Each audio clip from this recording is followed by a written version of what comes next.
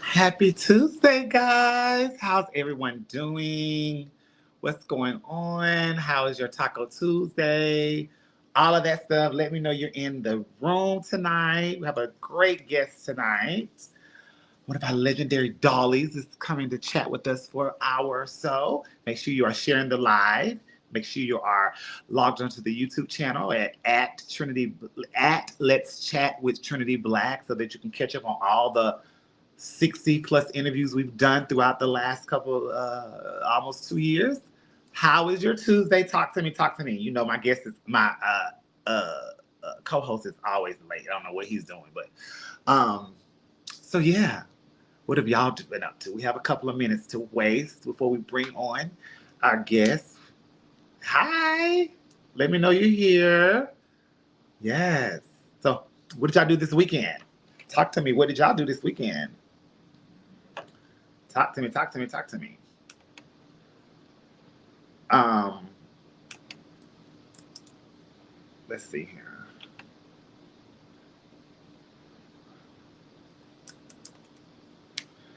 So this weekend was a happy folding. Listen, yeah, today is a holiday in the state here in Alabama.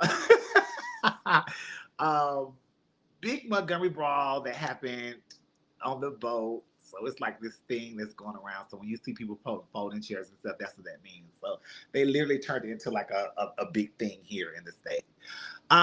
Thank y'all so much. I saw a lot of you are probably seeing congratulations in the comments. Yes, I went and got the title. I got my P. Yes, I am Miss People's Grand Madam.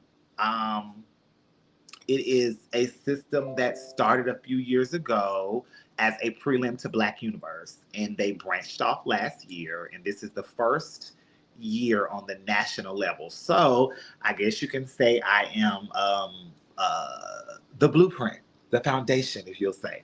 Um, and so that was one of the reasons why I wanted to do it, because when you think of the first, you think of like Chili Pepper, or you think of Ginger Grant, or you think of Naisha at Universe, Fabian at Black America, you think of those girls. So me going down as the first crowned queen on the national level, that the inaugural queen, that means a lot. So we had a great time out in the Concord, Charlotte, North Carolina area. Um, and I was fortunate enough to win this weekend with Rico Chappelle as the Mr. Peoples and Amaya Glamazon as Miss Peoples. So it's going to be an interesting year for us. So I'm excited about that. You know, I competed. This is my third pageant. Listen, I don't do three pageants a year. I was doing one pageant every 3 years, let alone three a year. But I'm clear that God saw fit for me here at this particular system for whatever its reasoning. And yeah, so I'm excited about this reign. I am still, however, the Miss Duval Plus. So don't think that I am neglecting any duties over there. Speaking of Duval Plus, September the 21st in Jacksonville, Florida, please come out and support the Duval family. Please come out and support the contestants as well as myself. I think we have some guests. Oh, he wants to join us tonight. Um, so yes. Oh, he did. Yeah, I guess that wasn't him. But yeah, so come out to Jacksonville, Florida on the 21st of September. I will be relinquishing my title. Hi, Tasha. Shout out to Auntie Tasha, one of the icons. Hi. Hi. Hi, Miss. She won her prelim. I can't think of the name. Miss House of Jewels, MBU Grand, my sister Tayana Love. What's going on? There you go with that light in your background. I'm just How was your weekend? Talk to us. it was good. I went to Charlotte, traveled to Charlotte, North Carolina, so I could support my queen as well as Kamaya, Amaya, Rico, Javon, Terry Savoy. Support the People's Pageant, and it was amazing. I actually enjoyed the pageant a lot. Yes. It was so good to see, because you'll say I'm coming, and oh, work call, duty calls, and I'm not gonna be able to come with. And you weren't answering your phone when I was calling, so I was like, oh, he's not I coming. did that on And, purpose. and so to see you there, that meant a lot. But yeah, thank you for coming There to was support. so many people when I walked through. They were like, "Does Trinity know you're here?" And I was like, "I don't want her to know till she comes on stage." I didn't even see you till I came around. I was like, oh, there it is. So yeah, we had a good time. I'm grateful for this opportunity. I look forward to seeing what is going to come of this. But tell us about what you have going on with Texas before we bring on our guests. Yeah, so it's a lot going on. So Miss Gay Texas US of A 40th anniversary starts August the 20th. I am one of the four owners in the Texas Collective, Roxy Ross, Christina Ross, and Sherman Houston. But we own Mr. and Miss Gay Texas and Mr. and Miss Gay Texas US of A at large. And so we're just really excited because we have 21 confirmed formers that will be in the city for it, which is a big deal because since COVID, it's been kind of, wonky. So we're really excited. All of our VIP tables have been sold. So it's gonna be a party. Like Miss Texas is a thing. So if you're in Texas, if you're in Houston specifically, anytime between August 20th and the 22nd, make sure you check us out. We'll be at Crystal's for preliminary nights. That's on Wednesday and Thursday. We have the review show, and then we have final night of Miss Gay Texas US of A 40th anniversary at the ballroom at Bayou Place in downtown Houston. And we have a lovely reporter that will be on the red carpet checking out the girlies, letting us know what they're wearing, and maybe finding out a little tea. But yeah, it's gonna be Who is popping. that going to be? It's gonna be Trinity Santiago Block. Okay. The Miss Duval, because she still will be Miss Duval plus, Um, as well as the People's Grand Dame. So yes. So I'm looking forward to coming back to Houston. I always like Houston. And then we're going to go uh, to the Battle of the Bands the next Battle day. of the Bands. It's the next day. Right. So someone wants to know, will Miss Texas be live streamed? Miss Texas will not be live streamed by D West. Mhm. For legal reasons, he can't live stream that because of the You'll check out the history of USA. Donald Trump, when he was over the USA franchise, he actually put a lawsuit on Jerry Bird at the time, and so because of some laws there, the streaming laws are still there. But if someone streams it, they just stream it. Like if somebody goes live, they can, that's not a part of our pageant, so we can't control that. But it will be recorded, so you can purchase DVDs from D West. But it's gonna be Oh, amazing. oh, It's I'm gonna be a sure. battle. And people say drag is dying, but I always tell people, well, come to Texas. Hmm. Come Or to Texas. Florida, or Off, off Florida. yeah, Off it's Florida, but it's we everywhere. It's everywhere. yeah, it's I don't think pageantry is dying.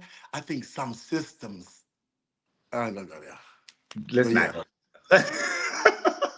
Well, but yeah, so other than that, I don't think we have any announcements coming up this weekend. Oh, I'm sorry. If you're in the Dallas area, want to travel to the Dallas area, please go support Alpha and Omega MBU prelim. Yes. This is one of the final prelims. I think it's only one left after this. And if you are a grand girl trying to compete, make sure you go to this one because the Chicago one, I don't believe is having grand. So Oh. make sure you are supporting So they have a grand the on in Dallas? They have the grand they also? do have a grand in Dallas, Okay. so make sure that you are there on Sunday to support Ava, Jada, as well as Saint Laurent and the NBU family. Yeah. They were in the house this weekend. It was good to see Terrell supporting the peoples. And don't forget about Um, the red dress run this weekend. the Red Dress Run is this weekend. Gay Black Ohio is this weekend. We do have a couple of announcements. What I'm talking about. Gay Black Oh Ohio is this wow. weekend. Support Nikki as well as Kendall. They will be giving relinquishing their title. Oh So shout out wow. to Amari Lavish. He's going to compete. Um, so Okay. yeah, yeah, It's a we lot going. And then at the Red Dress Run, Darion, the owner of Mr. Gay US of A, he's having hosting. Well, he's co-hosting an event it's like a Red Dress Run pageant. Like a Mhm. that's Oh, that's gonna be are you popping. And going? I'll definitely be in New Orleans. Okay, yeah, I'll be in. Well, the baby's christening is Sunday, so I won't be there. Oh. I won't be Well, anywhere, I but won't I'll be. be at I home with leave my New mom Orleans and on daddy. Sunday. Shout out to my daughter Glam Crystal Smith. She will be competing on Sunday for preliminary to Miss Texas US of A at large, as well as Deja Opulence and look, what's that cat girl name? What's her name? La Carla. La Carla. So, would they be qualifying for this year's US of A at large? Texas it's a prelim to Texas US of A at large. So that would be for 2026. Yes. Remember, Miss Texas and Miss Texas at large are the first preliminaries to the national. Okay. So Okay. Miss Texas is the first preliminary to Miss US of A, and then Miss US of A at large is 2 weeks before Miss Texas at large. Okay. Gotcha. Well, Yeah. shouts out to everyone competing this weekend. Other than that, any other conversation we Oh, have? that was a lot. I really that was a lot. Well, you're not the most one that knows how to do it Well, that's what fast. people say when they look at the show, they say it. But Are you going to be? You know, you were very very rude when I won Miss Duval and had my crown. Are you going to be upset with me showing my people's crown? no, I'm used to it now. I need a curio, y'all, for all of those Y'all, crowns I have Queen has finished. inspired me. I'm gonna do. I said that I was tired of pageants for a minute, but I'm like really crunk. Like I'm really excited. Good for you. Okay. Like, I'm really excited. So you know we have been doing these conversations with our icons, legends, and as well as up and comings for about almost 2 years now. That's crazy. January will make 2 years. And so let me Wow. tell y'all how this guest came about. December. December. January. Tasha was Well, January. what time was Well, we this? Was came, yeah, January? yeah. Thank you, Duval. So how we came about with this particular guest. I'm gonna tell the story, and however someone takes it is how they take it. I was having a conversation with Ava one day, and we were talking about Continental and Continental Elite and Continental Plus and how girls go and do all of them, like how Victoria LePage has been bold and Lady Kateria. And I said, well, I just feel like Continental Elite is for the girls who had aged out or were not fortunate enough to be Miss Continental. I didn't see a point or purpose for Miss Continental to go do Miss Continental Elite. And she was saying, yeah, I agree, especially if you go and you happen to not be victorious and someone that hasn't been wins. And so she was like, kind of like the situation with Courtney Van Wells and Tasha. And I said, girl, where is Courtney Van Wells? I haven't seen, because now mind you, when I first came out, Mama used to have the gowns. And she was so entertained. Like I knew who she was. I never met. I didn't meet her until Impulse Pageant. But I was like, where is she? And she was like, you see her all the time. She's on Facebook. She's Vancie Vega. And that's when you told me, when I asked you about it, I was like, you was like, yeah, she's Vancie Vega. And I was like, I knew that person looked familiar, but I didn't know if it was just the Yeah. characterizations, impersonation. So I was like, we have to get her on the show. And when I judged with her and met her at Impulse, she was just such a lovely person. And so I definitely want to talk to her. She's definitely owed her right to tell her story in this capacity in the industry, all that she's done. I have a message for her from someone that wanted me to give her a message that knew she was coming on. So we don't want to hold her any longer because she is on tour and she has Yes. gave us a day off of the tour, and I'm sure she'll talk to us about that. So while we are at it, let's bring on our guest. And honey, she looks good in the wings, y'all. Give it up for the legendary Vancie Vega. Icon. No nails. Hi, everyone. It's okay. We don't judge here. I work with animals and chickens and dogs, and I never wear nails during the week. Hi, Oh, everybody. how are you? Hey. I'm happy, or as my dear one says, blessed and highly favored. Well, we just want to start off by saying thank you for giving us this hour or so of your time. We know you're a busy woman all over the United States traveling, but when I don't know if you heard the story I just said, when I found out, because I was like, where is she? And they were told me that you had changed your name and stuff. I was like, yeah, I got to get her on. And then after seeing you at the Impulse pageant, I was like, well, when do you think that she'll take it? And he said, yeah, absolutely. So when we asked you, you were not hesitant. We had to change the No, date due to things, but we do thank you for giving us this time because a absolutely. And lot of people have inboxed us and was like, oh, she's going to be great. You'll love her. it's funny you mentioned the name change because it's been over a decade, Yeah. and I have just kind of forgotten about it, really. And people who have a history with me, like Wendell, they're family. So when people call me Courtney, that I know, Mhm. I don't have anybody can call me Courtney. It's weird that people I don't know call me Courtney, Mhm. but since I've been in Florida, I've talked about it a lot because Mhm. when I've been advertised or do the show, like for instance, Legends of Drag with Nima recently here in Orlando, they were like, "Well, Vancie Vega, isn't that Courtney Van Wells?" It's like, yeah. So I had to kind of explain the whole thing again to people who hadn't been keeping up with what's going on. But Yeah, we definitely want to get to that part yeah, of the story on down the okay, line. And perfect. so, but I definitely want to start off with something that we ask all, or we have began to ask all of our legends and icons. When you hear your name next to iconic or legendary, what do you think? What does that do to you? It makes me think that I'm respected. Okay. That's the first thing I think of is respect. Because I've worked so hard. Actually, I worked hard twice. I had to work twice as hard as most people because I had built lost and had to rebuild my career twice. So when I hear that or something like Legendary, it makes me joyous that I was able to come back from the gutter, literally. Got you. Yeah. Wendell, anything before we start? Anything you want to say? No, Yes, I can't see anything. I just see two little squares with like a fuzzy little Okay, excited got you. Well, we're little here. woman. I Now love I you, can see you. Vancie. Love you, Vancie. Roxy Andrews this weekend was calling me Nana because I kept going, "Where's this? Where's that?" And I couldn't. She was like, "It's over here, Nana." Okay, gotcha. Um, all right, let's go back from the Let's do beginning. it. And I have no secrets. I Okay, hold no, there's nothing that and if I don't want to answer, I'll just tell you I'm not okay, answering. no problem. But let's start from the beginning. Before Okay. you even thought of putting on drag and becoming the woman that you are, talk to us about your upbringing, where you're from, what did you do as a child or teenager? Talk to us about, take us through the journey of life as an adolescent and all of that good stuff. Okay.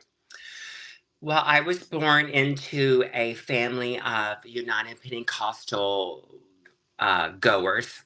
My Mhm. father met my mother in the seminary, the United Pentecostal Bible College. And so I was raised in a very strict, very rigorous household. My mom knew immediately that I was different. I mean, I would put my hair up in towels like she did. I'd put my little towel around. I'd wear my dad's t-shirts, like long, luxurious blonde hair. I was Whoopi Goldberg before Whoopi Goldberg took my shtick because I have pictures of me. I have pictures of me with white t-shirts on the freezer going like that. So um, they knew, but they just didn't know how to nurture a child like that. So Mhm. it was kind of tumultuous growing up. I used to tell my neighbors and the neighborhood kids that I was a girl growing up.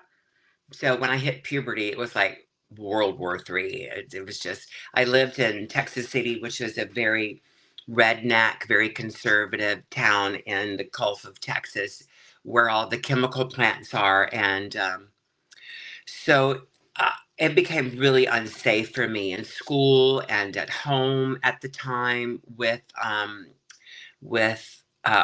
with one of my parents' spouses, Mhm. and so I was getting it at school and at home, and it was pretty horrific, honestly. But I found safe places in girlfriends in school and their parents, specifically Jill Kelly. She and her sister Stephanie always would take me home after school to give me safe places, and their mom knew what was going on, and she always gave me safe harbor. And actually, she's passed recently, and it kind of Oh, was really hard. oh. Um, so after I would say about freshman year was as much as I could take living in Texas City with my dad. So uh, I moved in with my mom, and I was a summer of sophomore year, and I went to across the tracks to the Black High School Mhm. and ruled the roost. I very quickly became the only little white boy at like three long tables of black girls at lunch. They and I tell this story often and freely. When I was in this high school, it was the black girls, the African American girls there at school that protected me. They taught me how to fight. They taught me how to run. They taught me how to negotiate Mhm. and how to find how to feel if it's unsafe to Uh-huh. go away. So I had that kind of thought process very early, and this is before I got my driver's license. Oh. They would even go so far as to fight other people when I was being picked on, and they also withheld vagina. Groups of them would withhold vagina if their boyfriends got out of line with me. So I was very, very popular in Lamarck High School, and I danced in the pep rally with the drill team that I used to choreograph for. I did a football shuffle for the football team when I was in high school. And I went to school in drag for Halloween one year, and I was sent home by the assistant principal. She says, "No, your legs look nicer than mine. You can't be here." Oh, So she sent me home. Um, it was about that time, I would say my junior year, I found my first mentor named Miss T. I was, well, let me back up. When I was 15, um, some friends and I went to the gay bar in Galveston, Texas. And there was like maybe 10 of us, and we were huddled together like green beans in a corner. And we were just kind of looking around like this. And of course, it was so obvious that we were underage, right. but they let us in and we danced for a little while. Well, I was hooked.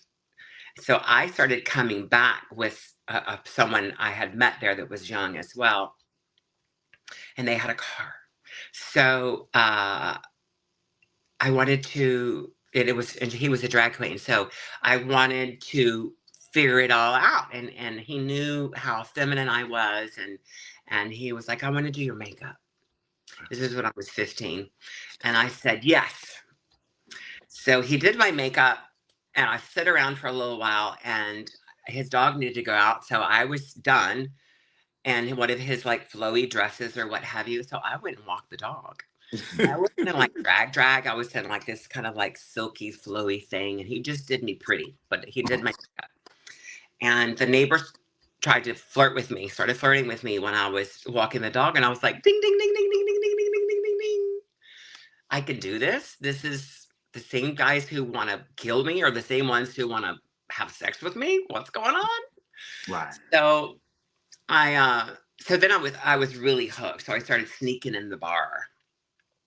And I ended up doing a little amateur drag show when I was 15.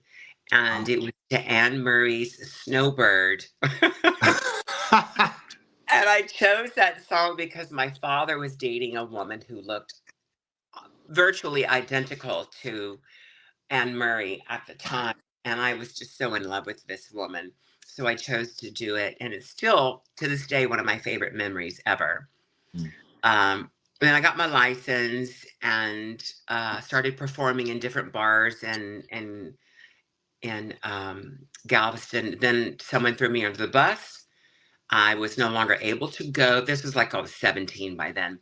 So I went up to Houston, and that's when I started performing at Cousins at the time, and Lazy J and Exile 2. And Lazy J and Exile 2 were no longer there. And Cousins has had many variations and is now Barcode with Roxanne Collins. So I met my mentor, Miss T. T is in TEA. T is in Terry, because that was her given name. She was 6'3", probably like a cocoa almond colored skin. Of course, she was African American because that's just my gig. Yeah. Right. Right. My gig. I have always found more comfort and acceptance and love and being treasured more in my community than I have in other races within the community. And Right. it's I think it's just because I was raised in it, and Right. I have always been kind of an outsider. Even Right. to this day, I have a hard time fitting in with cliques just because I'm so different. Right. But every time I go out, they're always like, "Oh, Auntie." So I digress. So I'm back to Miss T, and she was a professional ballet dancer, and she passed up an opportunity to work with the Joffrey Ballet for a man, and she always used that as an example to teach me not to do that. But she was best friends with Miss Coffee, Okay. who is my auntie, and I've known since I was 16 years old. Uh, and she mentored me. She would do half of my face and then make me do the other half. She would teach me a little bit of choreography or tell me what to do, but make me figure out how to do it. She was that kind of hands on. And during this time, this is probably like 18, 19, and during this time I started to enter pageants. I won Miss Houston US of A when I was 19, 18, I think. And it was a huge scandal. And I had, at the time, you could change your birth certificate relatively easy with copy paper and whatnot, and you didn't have to have it certified at that time. So I just went and got a driver's license with a different birth year. Um, so I won Miss Houston. I started to do some pageants, get top 3 at Miss Texas. And all this time, Madonna was being really popular with Vogue and Express Yourself and whatnot. And everybody kept saying, "You look like Madonna, you look like Madonna, you look like Madonna." And so I started doing Madonna. And I would do her at pageants and whatnot. And it was a club called, I think it's Blur now, but it used to be called Miss Kitty in Houston and Montrose. And it was myself, Coffee, Tommy Ross, Victoria West, and some, the bigger names like that. It was a really hot spot for drag at the time. Mhm. Tiffany or August would come. It was that kind of place. So we had a Lacage type show where, and I can't remember his name, and I still beat my head against the wall trying to find it. But he was working in Atlantic City in an evening at Lacage, and he did half Lionel Richie and half Diana Ross, which is where Lawanda got the idea when she was working with Norbert as well. And he came to the show, and it was a bunch of us, and I did Madonna, and he said, "You need to audition for Lacage." And I was like, "For what? I'm 19. What the hell are you talking about?" So he called me. I was living with my father, going to cosmetology at the time. And he called me at my dad's house and put Norbert Alamand, the producer of An Evening at Lacage, on three-way. And we just kind of talked and laughed and chit-chatted. And he said, "Send me video. And if I like it, I'll bring you out for an audition." So Miss T uh, choreographed some moves and helped me with my outfit and how to do, and my makeup and hair. And I believe if she didn't videotape it, she was staging and directing the close up and out shots. And I mailed him the VHS tapes. Right. I'm a senior citizen. I mailed him the VHS tapes, and about, I don't know, a week later, I got the call to come out for an audition. And I auditioned, and I remember the whole cast sitting out into the audience. It was between shows. They did 3 shows a night. And the curtain opened, and there they all were, out of drag, but you could still see Diana Ross, Bette Midler, things like that. So I was doing my thing. I remember distinctly doing the Running Man down the stairs and then back up the stairs doing the Running Man. And they lost their minds. The whole cast, the dancers, everybody stood up and screaming and hollering. And afterwards, we were all walking down, going down. Larry Edwards, of course, my darling auntie, was working there at the time, and he and I were walking with Norbert, and we were going down the escalators into the hotel. And I said, "Well, what do you think?" He goes, "I want you here by the beginning of the year." And that was in um, 89, and I moved to Las Vegas in 1990. Okay. Started Gotcha. to do Madonna.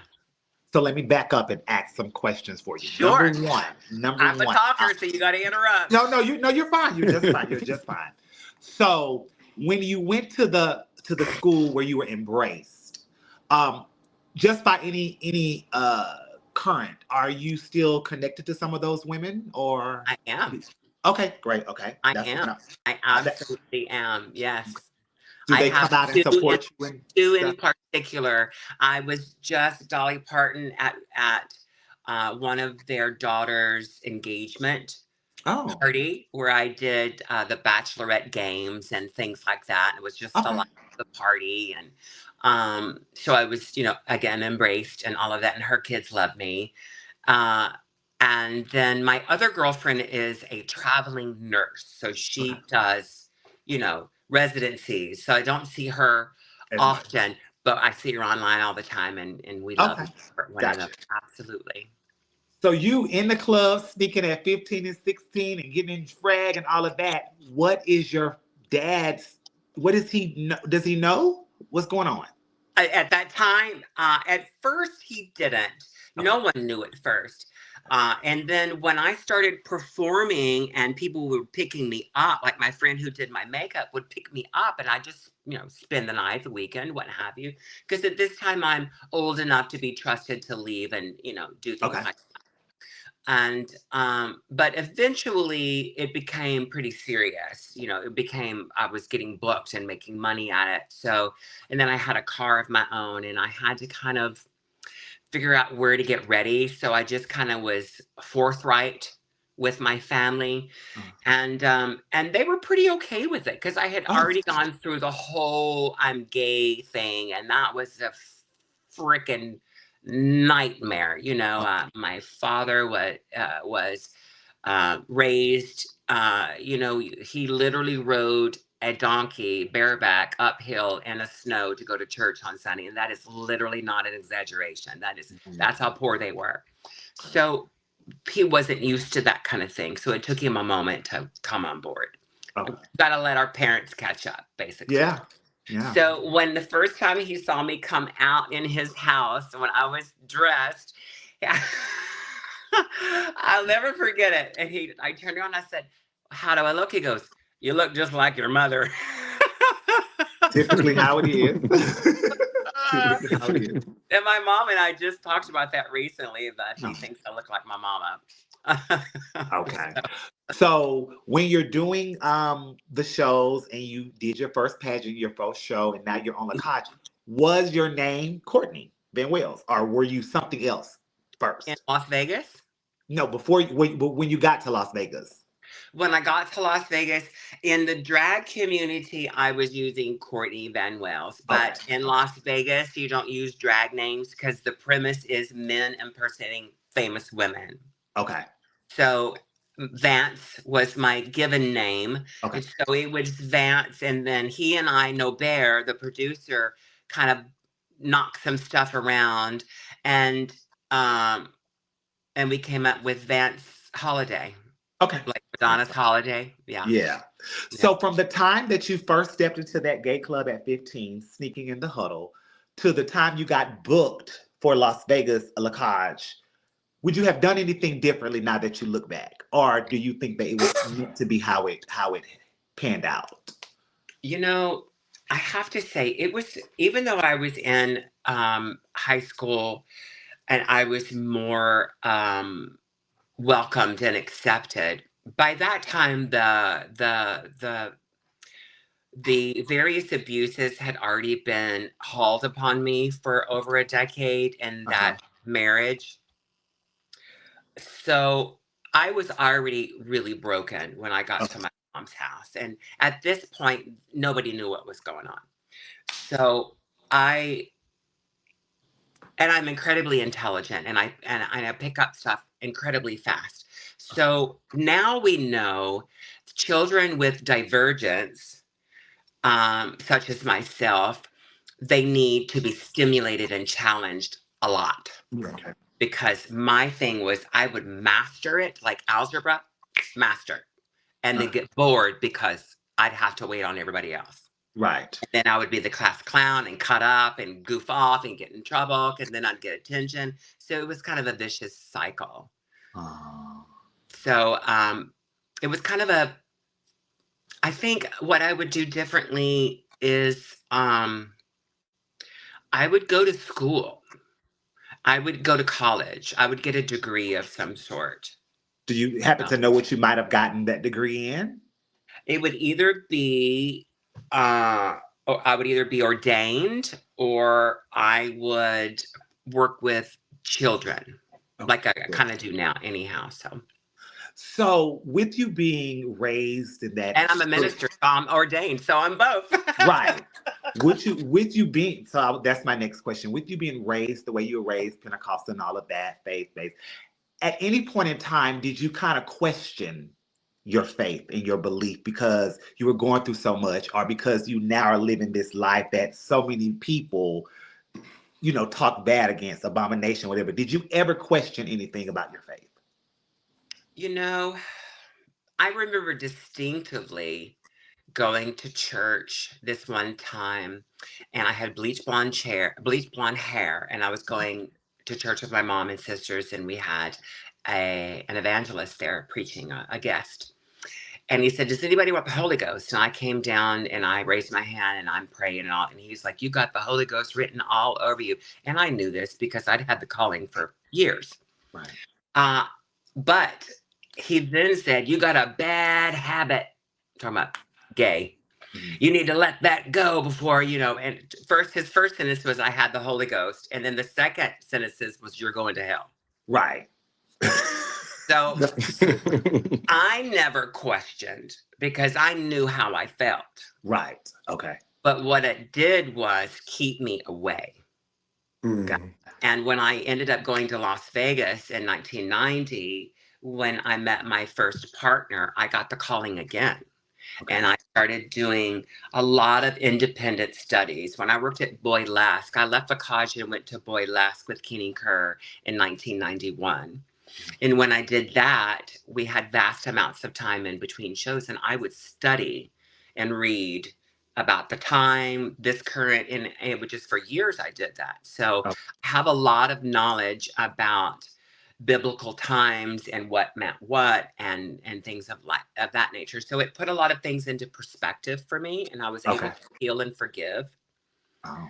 great. And now I have very real conversations about spirituality, the universe, and divine love and all that with my parents and people who were so ready to dismiss me. Gotcha. Okay. When do you have anything before I move to the next Yeah, segment? I do. So I'm curious to know about your first time competing for Miss That's Houston. not a big switch. Well, she hasn't switched yet. But I'm curious to know, like, your first time competing, you were very young. So, and I know in that time, competition was very aggressive. So, how was that experience for your first time at Miss Houston, US of A? Well, my very first pageant was Miss Harris County, that a local legend, Jill Jordan, who has since passed, God love her. My mother, Miss T, was a former. A lot of local legends in Houston were. So that was the first one that I won. And then like a week later was Miss Houston. So Miss Houston was definitely the first nationally recognized pageant. That experience was exhilarating and it was also hurtful. And Mhm. I'll explain. I was very young, very full of energy, had made a little splash on the scene. And it was my first pageant. I didn't really know what I was doing. So I had a gown that was an undersea scape, and it was all rhinestoned, but about a quarter of the bottom was not beaded like the rest of it. So it was not done, but it was gorgeous.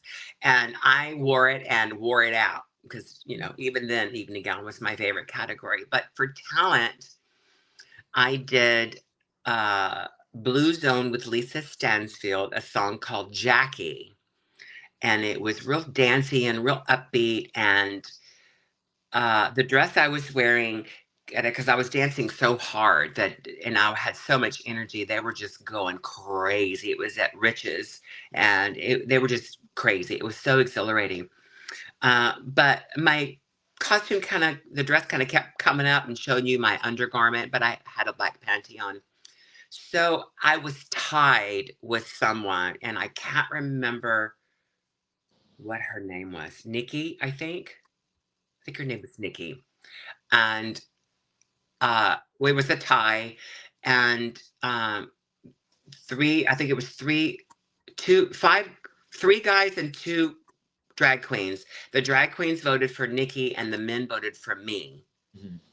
because of my talent. number. And the drag queens literally left the pageant that night. And now, as an older, seasoned veteran, I would have sided with the drag queens, but I digress. I won, and the first thing I hear when they rushed the stage was to the girl, "You didn't win because you're black." And I went, "What?" Because Oh, I wow. didn't understand that at the Yeah. time, because Mm. my whole existence was in the black community. So that was really confusing. Was it Nikki Foster? I don't remember. She was a Studio 13 girl back in the day when when Miss Coleman was around, and I can't remember, but she was a trooper. She loaned me a gown from Miss Texas. Okay. So she didn't have anything against me. We were friends. We performed together at the Studio 13, and I was always there with my aunties, and because I kind of went from high school to the Studio 13. Okay. So I went from cis women to trans women Right. to be my mentors and aunties. So she and I hung out all the time. That's good. So that was my first experience. It was exhilarating and hurtful. Oh. Let me ask you this because you just touched on a little bit of it because you were embraced by the Black community, African American community, and it switched over from high school now as an adult in the LGBT community. Mm. What backlash do you think, or can you remember that you might have gotten? Like she wants to be black, or why she? Did I you? never Did you heard feel? that. Okay, okay. I I just want to know if you never ever heard had that dealt with that. because I don't change my vernacular. I don't change the way I dress. I don't change my music preferences. I don't try to propagate a community. I'm just part of a community. Okay, gotcha. I've never really, that I remember, ever heard anything like that. Okay, Yeah. gotcha. Good. Maybe a couple of, "What's she doing here?" Yeah, yeah. Fully accepted. Okay. Until you Who's that perform. bitch? Until she Or performs. lately, after my facial feminization surgery, "Who's that ally?" Yes. So before we go into the segment about get to know you a little personally with your favorites, talk to us about now you're in Las Vegas at La Cage, the ups and downs, pros and cons of being on that massive showcase. How was that for you? So many memories, so many stories. So it was my first time in Las Vegas when I got picked up by the car, and it was just so overwhelming. It was back, the dunes was still there, the Sahara was still there, all of these iconic hotels were still there, and it was like a movie. It was overwhelming. The sensations were overwhelming. The lights, the sounds, the ding, ding, ding, ding, ding, ding, just everything. It was like being in like this fantasy. Right. So already I was just enthralled. And um, I continually hung out backstage after rehearsal and would watch the show and just kind of hang out because I didn't have friends. And not realizing that once the show starts, you have to be there from 6:30 p.m. until midnight. You cannot leave from backstage, and it's 3 shows a night, 6 days a week, and it's literally like 200 square feet, and that includes the bathroom. Oh. It's really, really tiny, and you're up on top of each other for 6 hours a night. And it's not just me, it's Madonna, it's Dolly, it's Cher, just in one station. And then there's Hot Chocolate next to me, Larry Edwards, Tina, Patty. So all of these different personalities are in one confined area. Most of the time, it was fun. Larry and I, Hot Chocolate, we just laugh and laugh and laugh and laugh and cut up and laugh because we have so much history. We have so many people that we know intimately that we were just able to do that. So he was a great sense of comfort for me when I was at La Cage. And Steph McCall, who did Dionne Warwick. Mhm. I was young. I had already started doing drugs at the time. Okay. And So it was a progression. You just kind of keep going wherever you are. So I continued to do drugs, but it was short lived until I met my partner out there. And then he was like, "You want me or the drugs?" So Right. I gave up the drugs. But um, I did have, oh, I'll just talk about it. I left Lacage.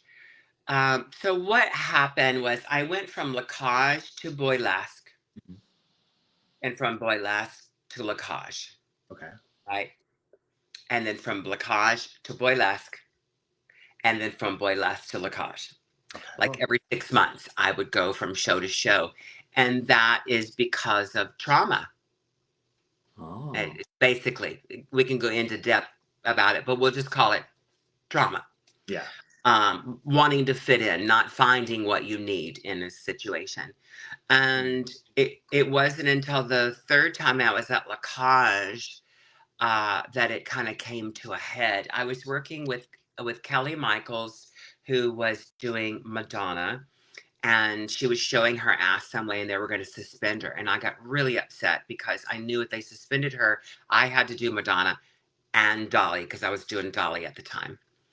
And I got really, really pissed off. And before I knew it, I just hit my mirror and it shattered. I cut my hand and it started bleeding real bad. Hot chocolate screams. The Michael Jackson was in the corner going, "Oh my God." So I made an exit from Lacage at that time, and rightfully so. I mean, Right.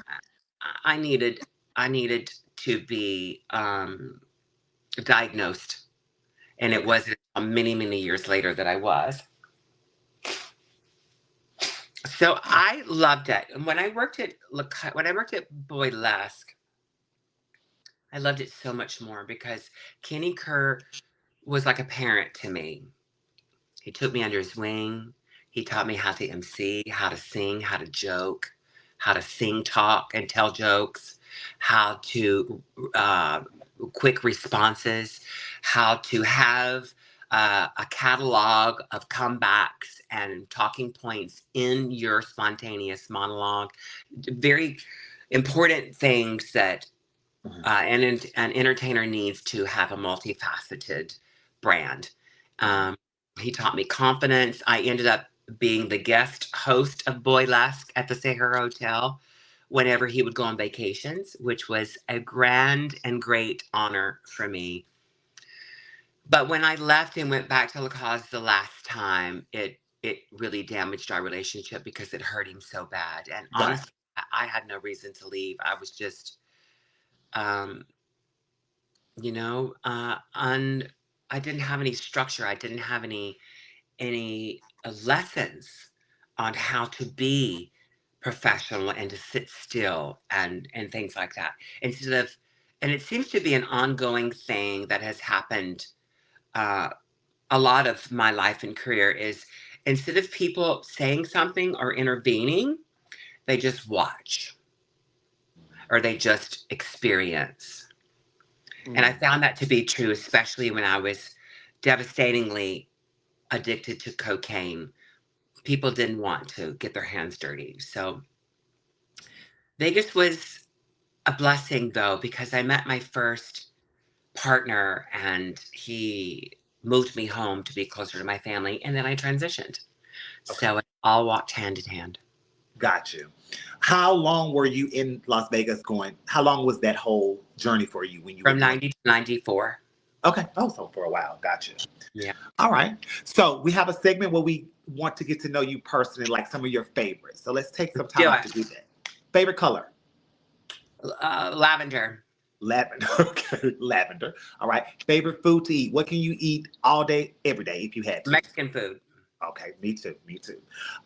Growing up, favorite television show if you had one? Wonder Woman. Wonder Woman. Okay. Is that some? Was she kind of your expert? You did you aspire to be her? I don't No. care who I was playing with. I was Wonder Woman or we're not playing. Period. I'm Favorite not place to Drusilla. You could be Drusilla. I'm not gonna be the dude in the cat in the hat. No, I'm not gonna do that. favorite place to visit? My mom's house.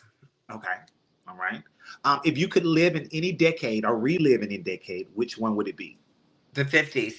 50s. Okay. So that leads to my next question. Well, Who? there's So, explanation behind that. no, 50s go for ahead. Tell clothing us. and style. 50s are the Yes. clothing and style. But Okay. happiness, where I am now, I don't want to live in another decade. Okay. If you could be best friends with any celebrity, who would he or she have been? Dolly Parton. Okay. Have you met her, by the way? Yes. Okay. Gotcha. I have many stories. Yes. If you could change anything, three things that you could change about yourself for the betterment that you could think of right now. That would be a full head of hair, a vagina, and 6 kids. Oh, wow. Six. Okay. Okay. Um, what is something that we don't know about you that you I don't don't mind drive sharing? with shoes on. I'm sorry. I hate shoes and I don't drive with shoes on. Oh, okay. That doesn't like hurt. Does it feel funny, basically? I don't like shoes. Okay, gotcha. I hate. um, I like to be grounded so I can okay, feel. okay. I heard I'm you are an animal lover, so if you could come back and be an animal, which animal would you be? a dog or a Oh, horse. a dog or a horse. Okay, gotcha. Well, thank you for that. I want to More. That was fun. I want to take some time out to I know that you said you're open, and I Anything. want to take some time out to just talk about your drug addiction and your traumas just for a second. Sure. Because someone you may be watching this and may Yes. be going through something, and that's what we have Mhm. these conversations for, because you never Um, know the mending or the healing that someone may go in there. So if you don't mind opening up about how it might have started, what you might have went through, and what it did to you, and where you are now with my everything. first mentor, Miss T, introduced me. She came from a trauma as well. She introduced me to the bathhouse and cocaine. Okay. A great combination. From that, I just I had my first overdose at 18 and was then put into rehab by my family. And I've been in and out of rehabs until 2012. And that's a long time, from 1989 to 2012, to try to stay sober off and on. I didn't always do drugs. I kind of stopped there for a while and had gotten time before. And like I said, when I moved back from Las Vegas and I won Miss Texas in 2001, after moving home from Orlando when I was working at the Parliament House at the turn of the century, I was only smoking marijuana. I wasn't drinking. I didn't do hard drugs.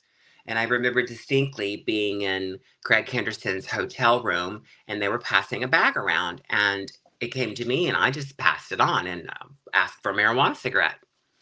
Um, and then sometime between winning Miss Texas and the first 6 months, someone convinced me to do a bump of cocaine. And within 6 months, I went from not doing cocaine to staying up 4 and 5 days at a time. And not just doing a little bit and going about my day. It was like hardcore, line after line, 8 ball after 8 ball for days at a time. I had my adult entertainment company, and I was making hand over fist money peddling trans porn. And it was it paid for my addiction. So at the end of Miss Texas, I had been up 6 days: Wednesday, Thursday, Friday, Saturday, Sunday, Monday. Monday, Whitney Page and some dear friends of mine and my partner at the time took me to St. Joseph's downtown and had me committed because I was out of my mind. And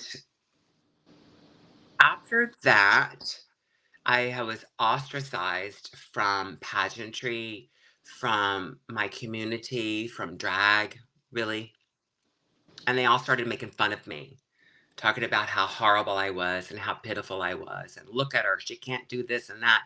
Meanwhile, half of them helped me get to that point. They were accomplices in that.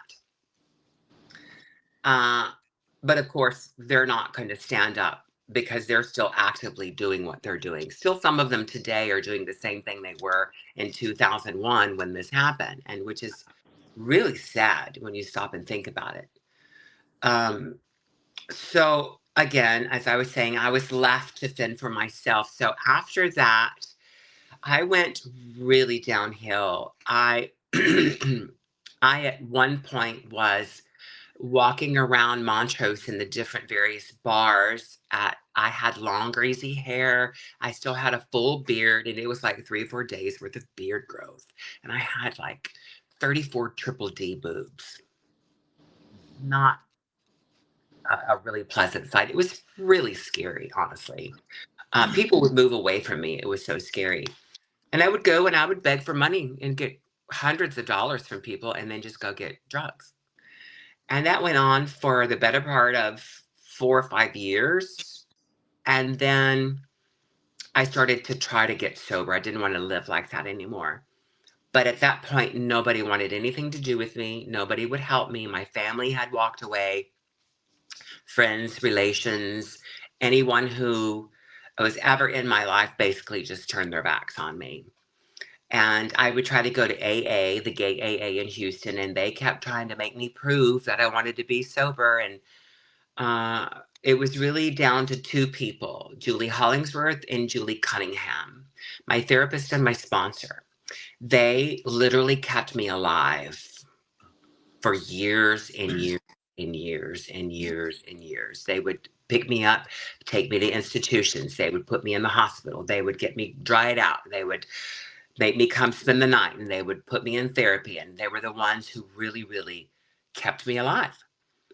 And I just kind of, it wasn't like I had a major overdose. I've had several and I flatlined a couple of times, but this particular time, I literally saw the other side. And that's a really long story, but I see it today like it was, like it just happened. And it changed me just enough to my ship changed trajectory. And it was just enough to make it kind of go the other way. And it was just kind of one day I just woke up and was like, I'm not doing it anymore. And then I would try it and it would not work. And I gave up cigarettes because I woke up and realized that, I didn't like cigarettes, but I was still drinking. And then in 2010, I moved to Jacksonville to work at the Metro under the agreement that it was a zero tolerance facility and I would be safe. And I was safe from cocaine working at the Metro.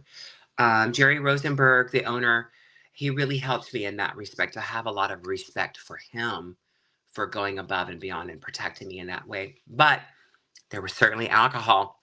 So I switched back to alcohol and it got really, really bad. I would wake up and not know where I was.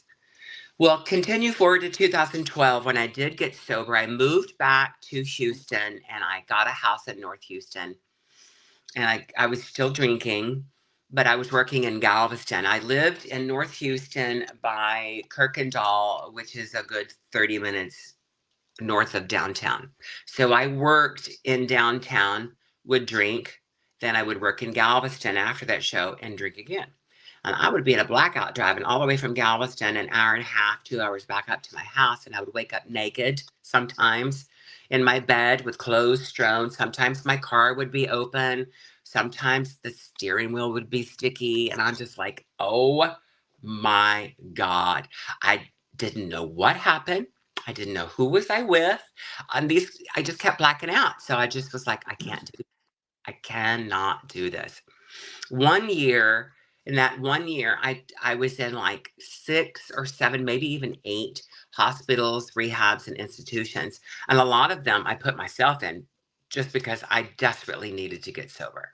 I needed it at that point. I had to have it because I was going to die or go to jail. So I started trying to abstain, not very successfully. And then one week, and I would say, I think it was June 2nd of 2012, Tasha Long,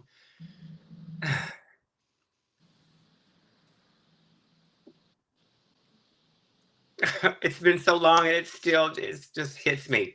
No, it's totally fine. Tasha Long came in on tour and stayed with me, and I took her on tour, and I started to get sober.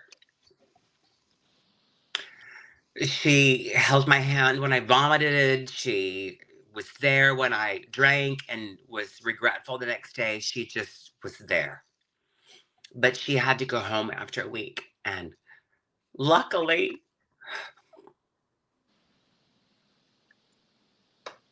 the day she flew out, Tommy Ross flew in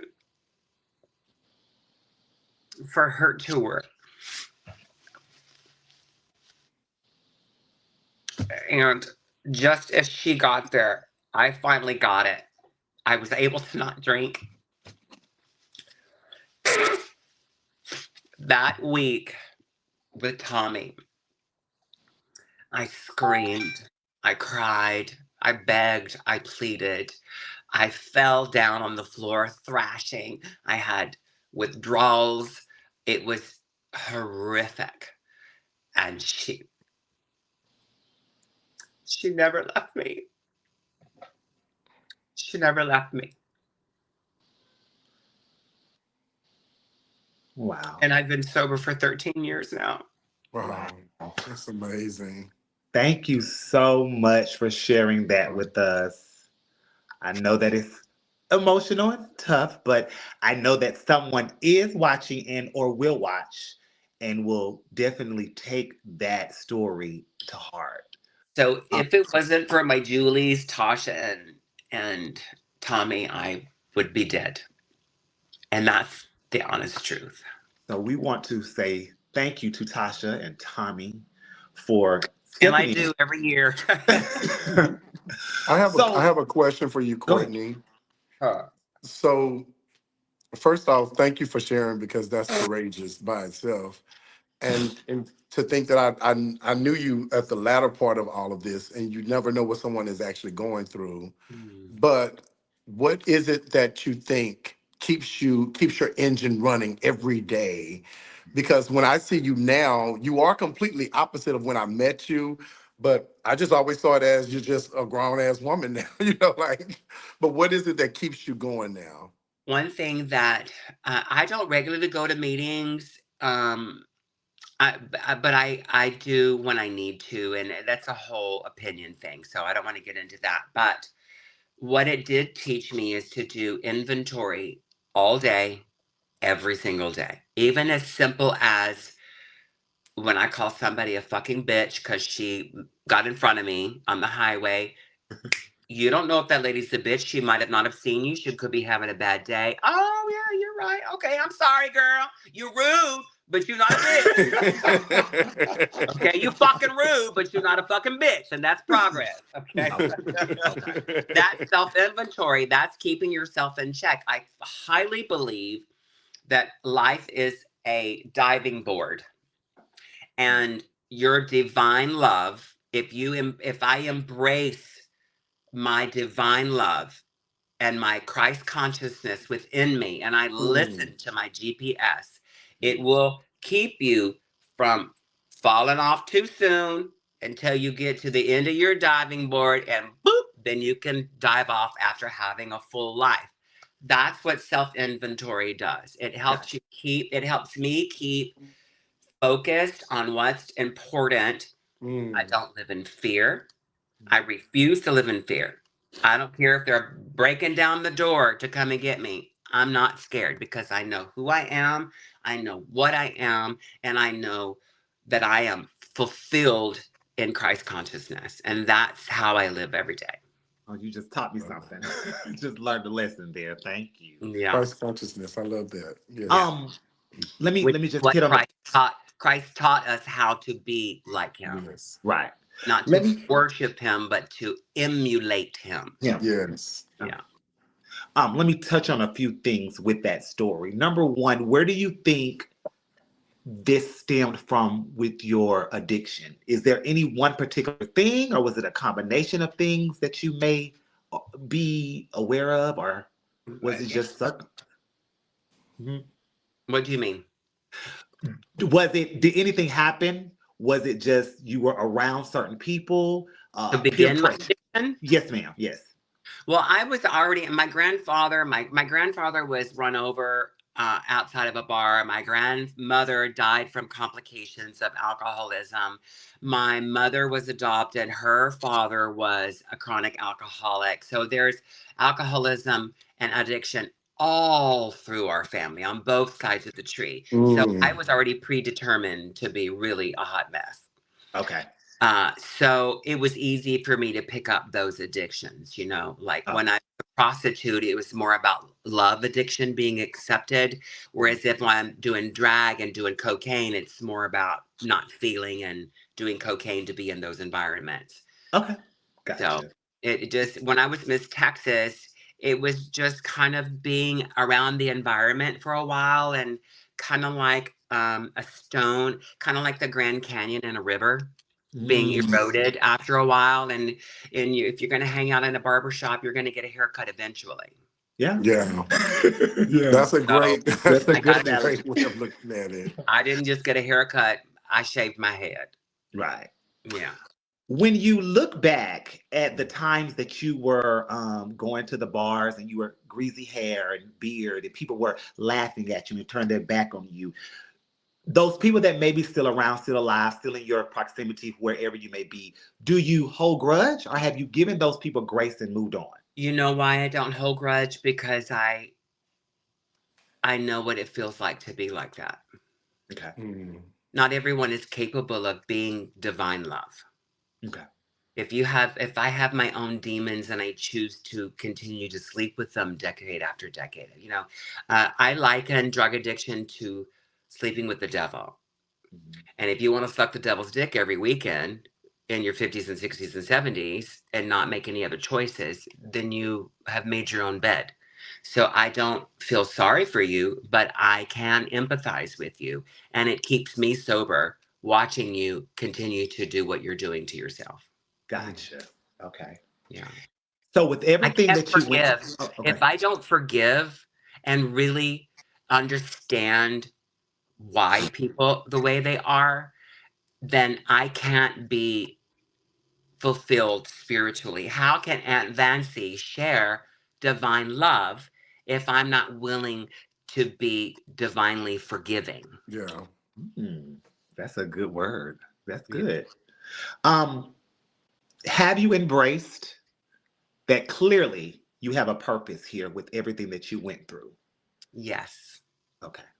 I was What do you just think talking, your I had lunch with a pastor today Mhm. and we were talking about things like this. Yeah. Okay. So What do you think your purpose I've is? had the calling to ministry several times. So Mm, it makes me who I am. got you. Yeah. Well, thank you for that. I definitely wanted to talk about that because I Yes. know that that's a part of your story and journey, and someone definitely needed to hear that. Okay. We have another game.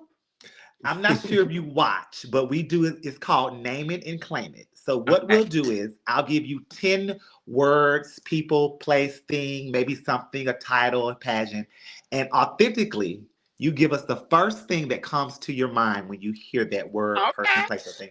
And you kind of you can elaborate on why you chose that word for that specific person or thing. Okay. So the first word or person I'm going to do is Whitney Page. Mommy. Mommy, okay. Tell us about your relationship with her. Oh, you're gonna make me cry again. We love it. Oh God. I got a call one day from Alan Gelman, who used to who used to own This Week in Texas after my cousin died, because my cousin used to own it. And he said, Courtney. I said, yeah. He goes, you know who was asking about you the other day? I said, who? He goes, not a goddamn soul. That's just how he was. He goes, you know Whitney? I said, yes, sir. I work with Whitney often. He goes, well, she needs a ride to Miss USA, and I know you're going. This was when Maya won up in Ohio. And I said, yes, sir. I could use the gas money. So I went and picked her up. And it was me and her in the front seat and Calexis in the back seat, Calexis Davenport. That heifer slept the whole. Was she She's snoring? drive. She didn't want to buy food. That bitch slept the entire 21-hour trip. So anyway, we drive up. By the time we got to Ohio, she was already my mother. She had already claimed me. And that weekend was when it started to kind of develop. I had already transitioned. Tandy Andrews had given me a basket of hormones and shots the same time she gave Erica hormones and shots, and a basket of Crabtree and Evelyn. So I was already transitioned. Mommy wasn't at the time, but she had those big old knockers and whatnot. And I remember her distinctly going, "Where's my child? Where's my child?" And it had been so long since someone claimed me like that, because Miss T died of cirrhosis of the liver shortly after I got to Las Vegas. And we would talk often. I would call her, "Hi, mommy. Hi, baby." And we would just talk. She was like my mom. I would just talk to her about stuff I couldn't talk to other people about. She gave me advice all the time. The one piece of advice she gave me that I know to be true, beyond a shadow of a doubt, was, "You can't count on nobody but yourself, baby." Right. And that is true.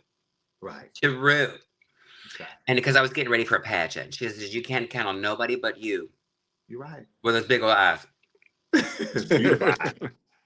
I would stay with her. I would stay with her and Michael and Dallas all the time. All the time. She would give up her room and she'd sleep in the drag room and I'd sleep in her bed. Or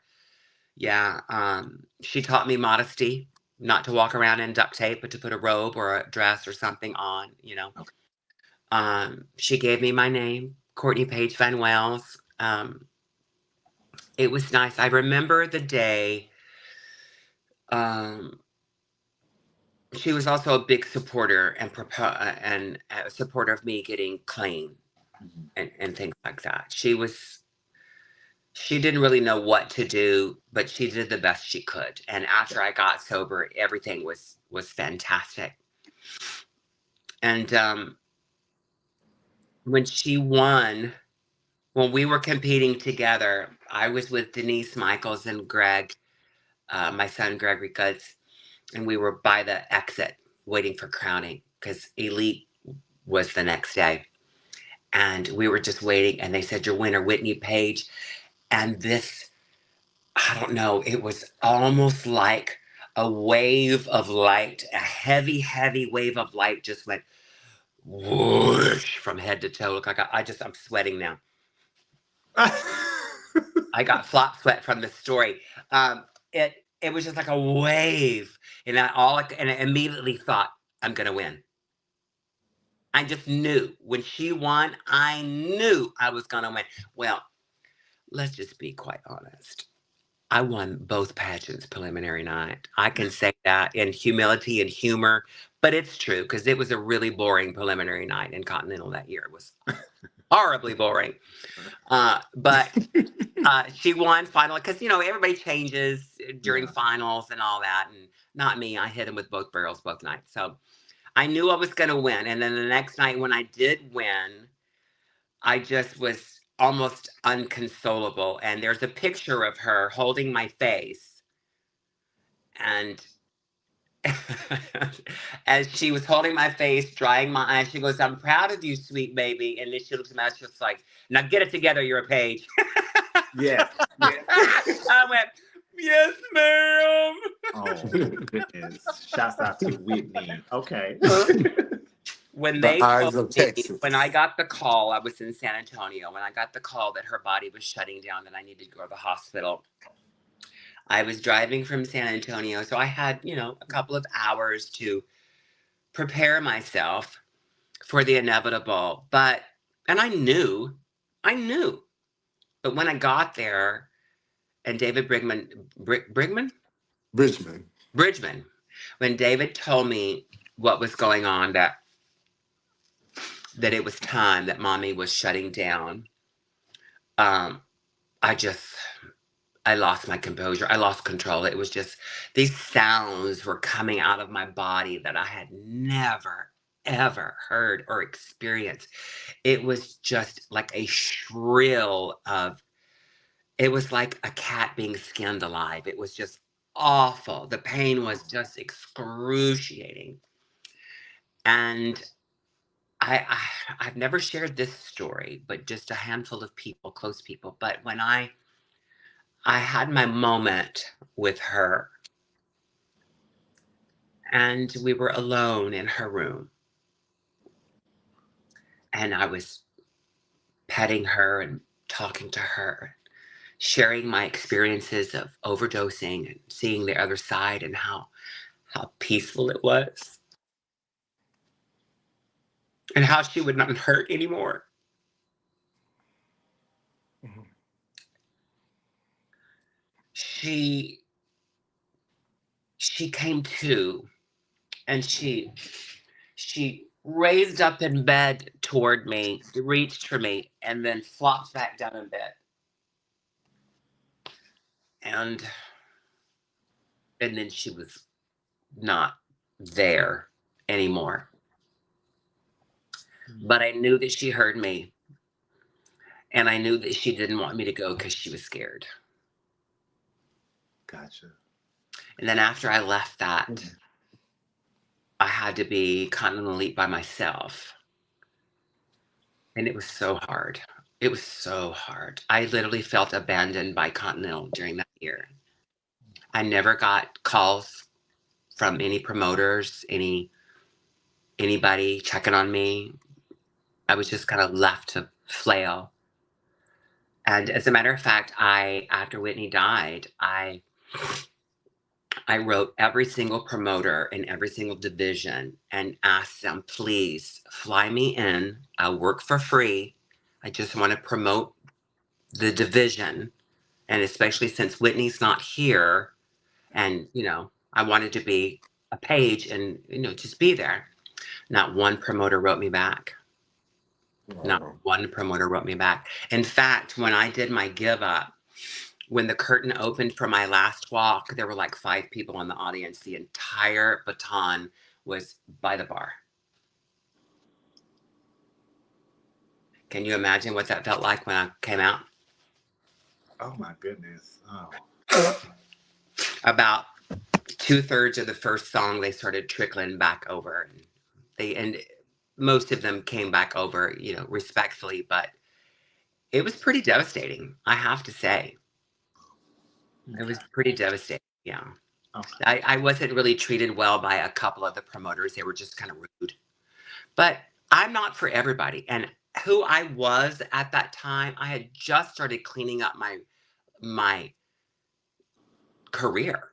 I was still building back, and being second runner up the year that Continental, right before Elite, when I won, it was the first time I'd had any respect in years. So I understand, but it doesn't make it hurt any less. No, not at Yeah. all. Okay.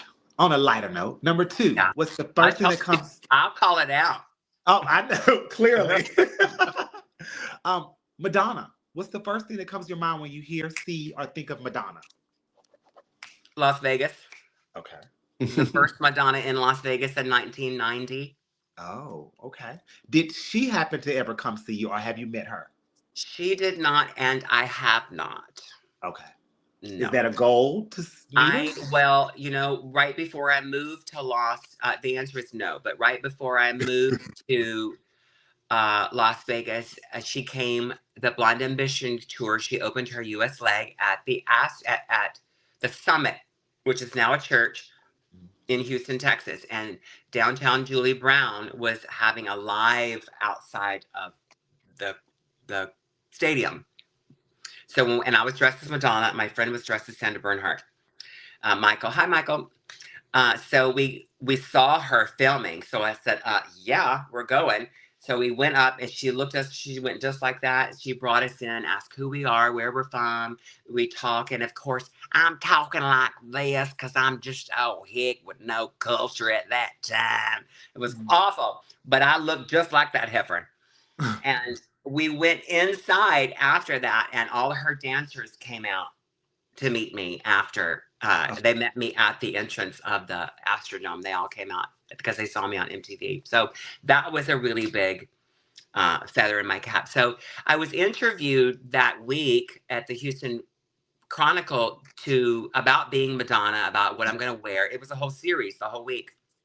So she clearly knew who I was. Right. They called her people called the house I was staying at and said, "We're having a press conference. We want to invite Vance because Madonna's going to be there." Oh, he's asleep. Haters. What? Oh, he's Haters. asleep.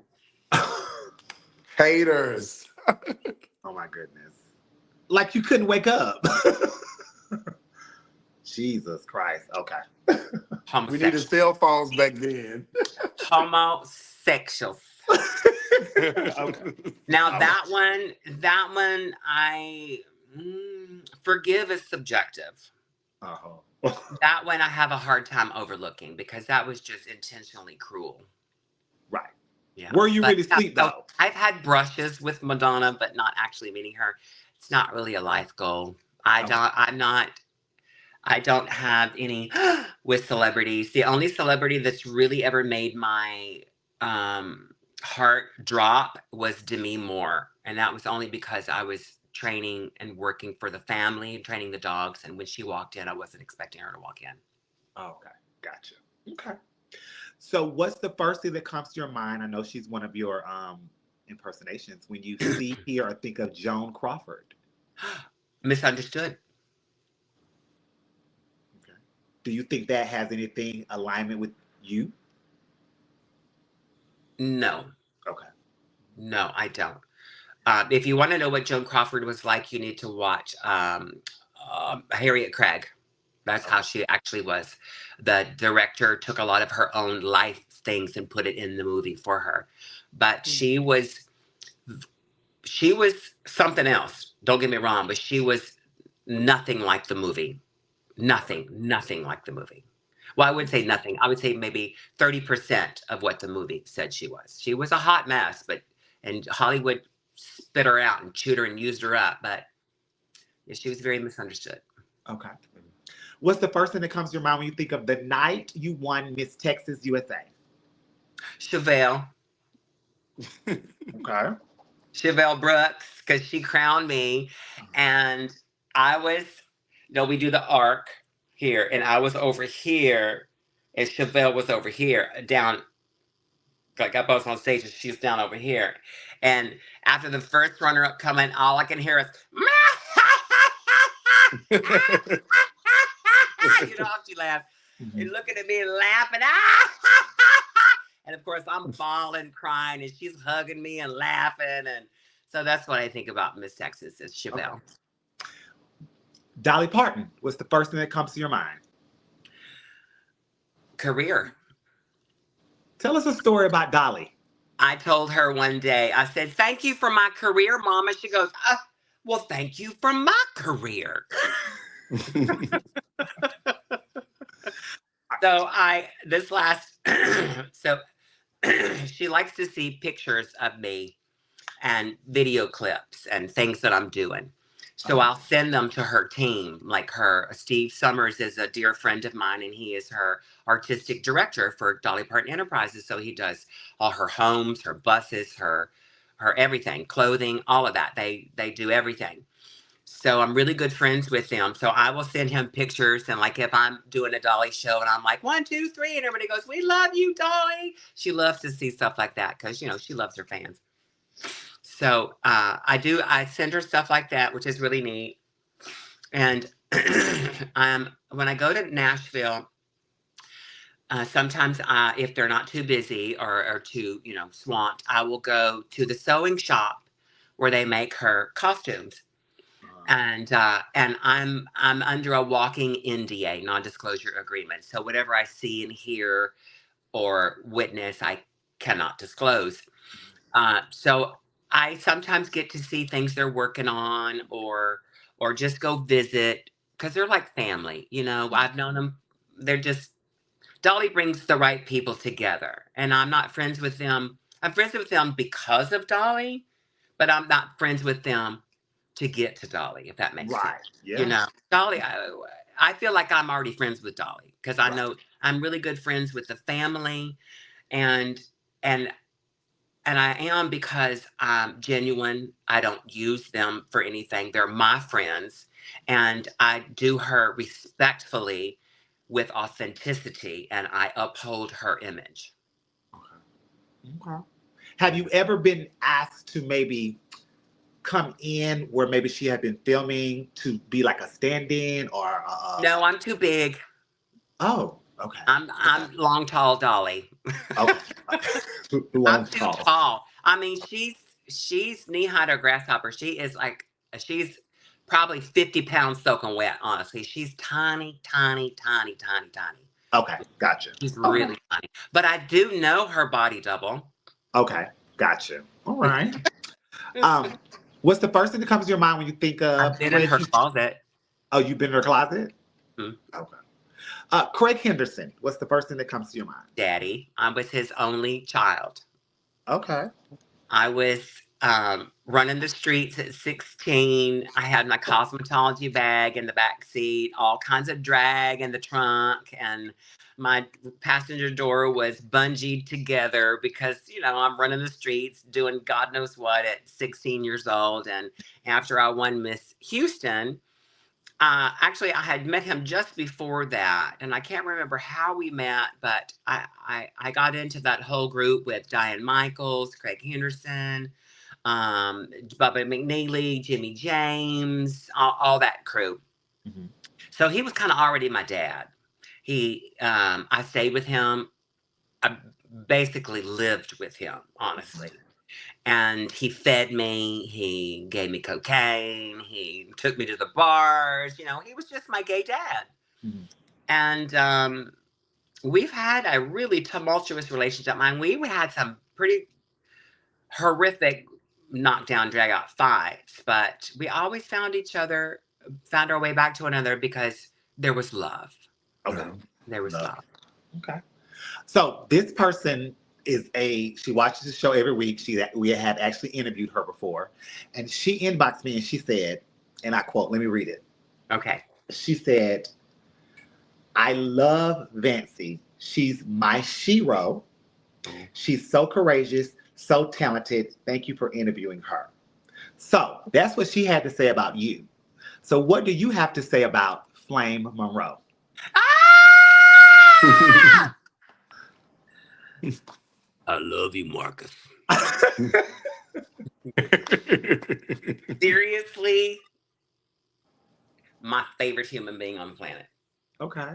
My favorite human being on the planet. And I'll tell you why. Because she speaks truth. She gets so much flack and hate from so many people. And I'm just like, why? Because she knows she has a penis? Because she knows she can't have children? Because she knows she's going to have ovaries? What's the problem?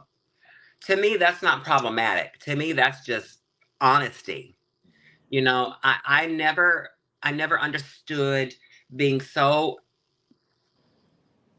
some kind of way over someone else how they view themselves. What the fuck business is it of yours?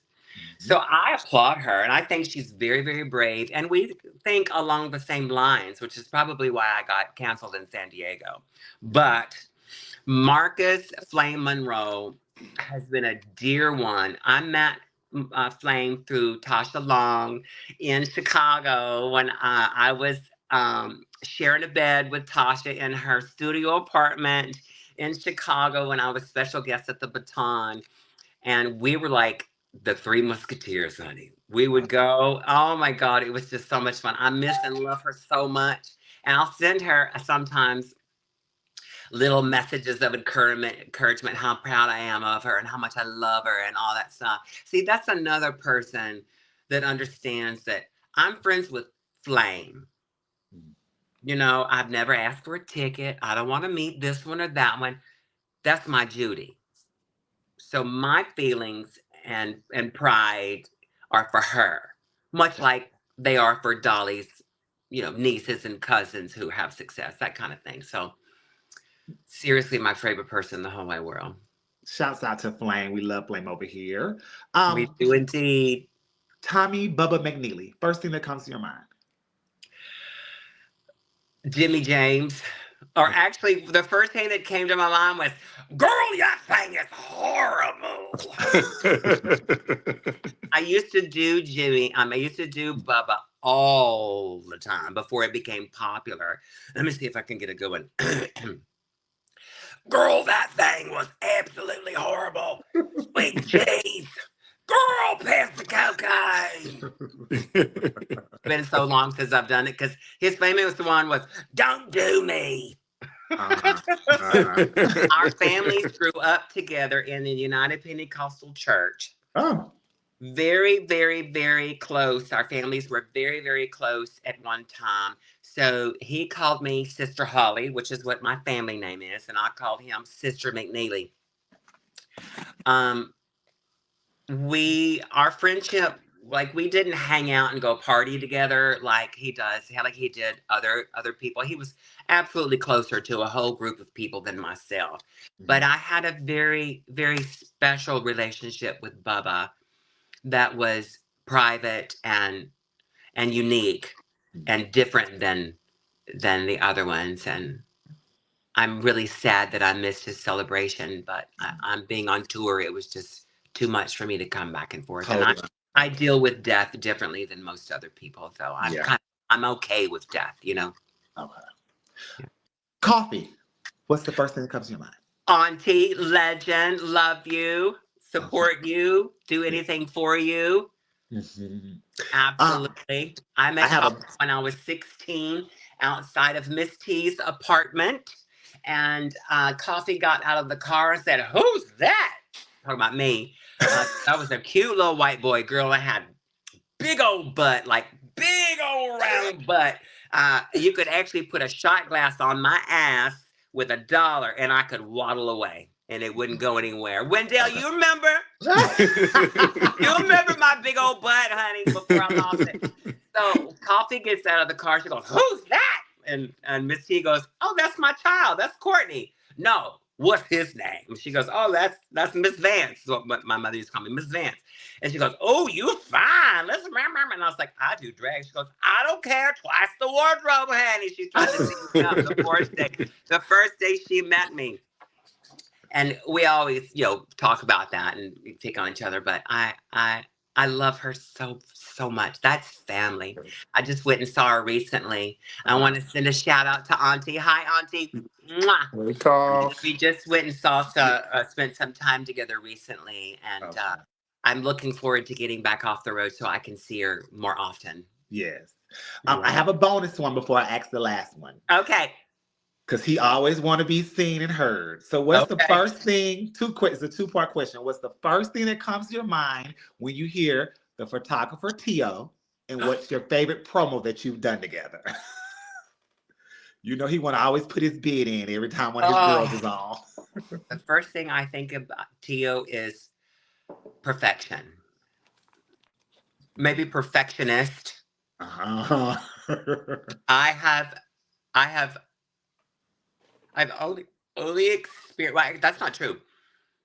I have experienced a photographer recently that has similar energy and makes you feel some kind of way. Mm-hmm. But Tio, and so many people can vouch for this, there is no other person in my 40-year career that I have ever sat in front of that has given me the energy to give back to them. Yes. The direction. I agree. The direction, the energy, the yelling, the cussing, bitch, calling you names. Bitch. Arch your back, you fucking bitch. Yes, arch that back, bitch. Yes. So all of that. Yes. That makes you. Yes, it do.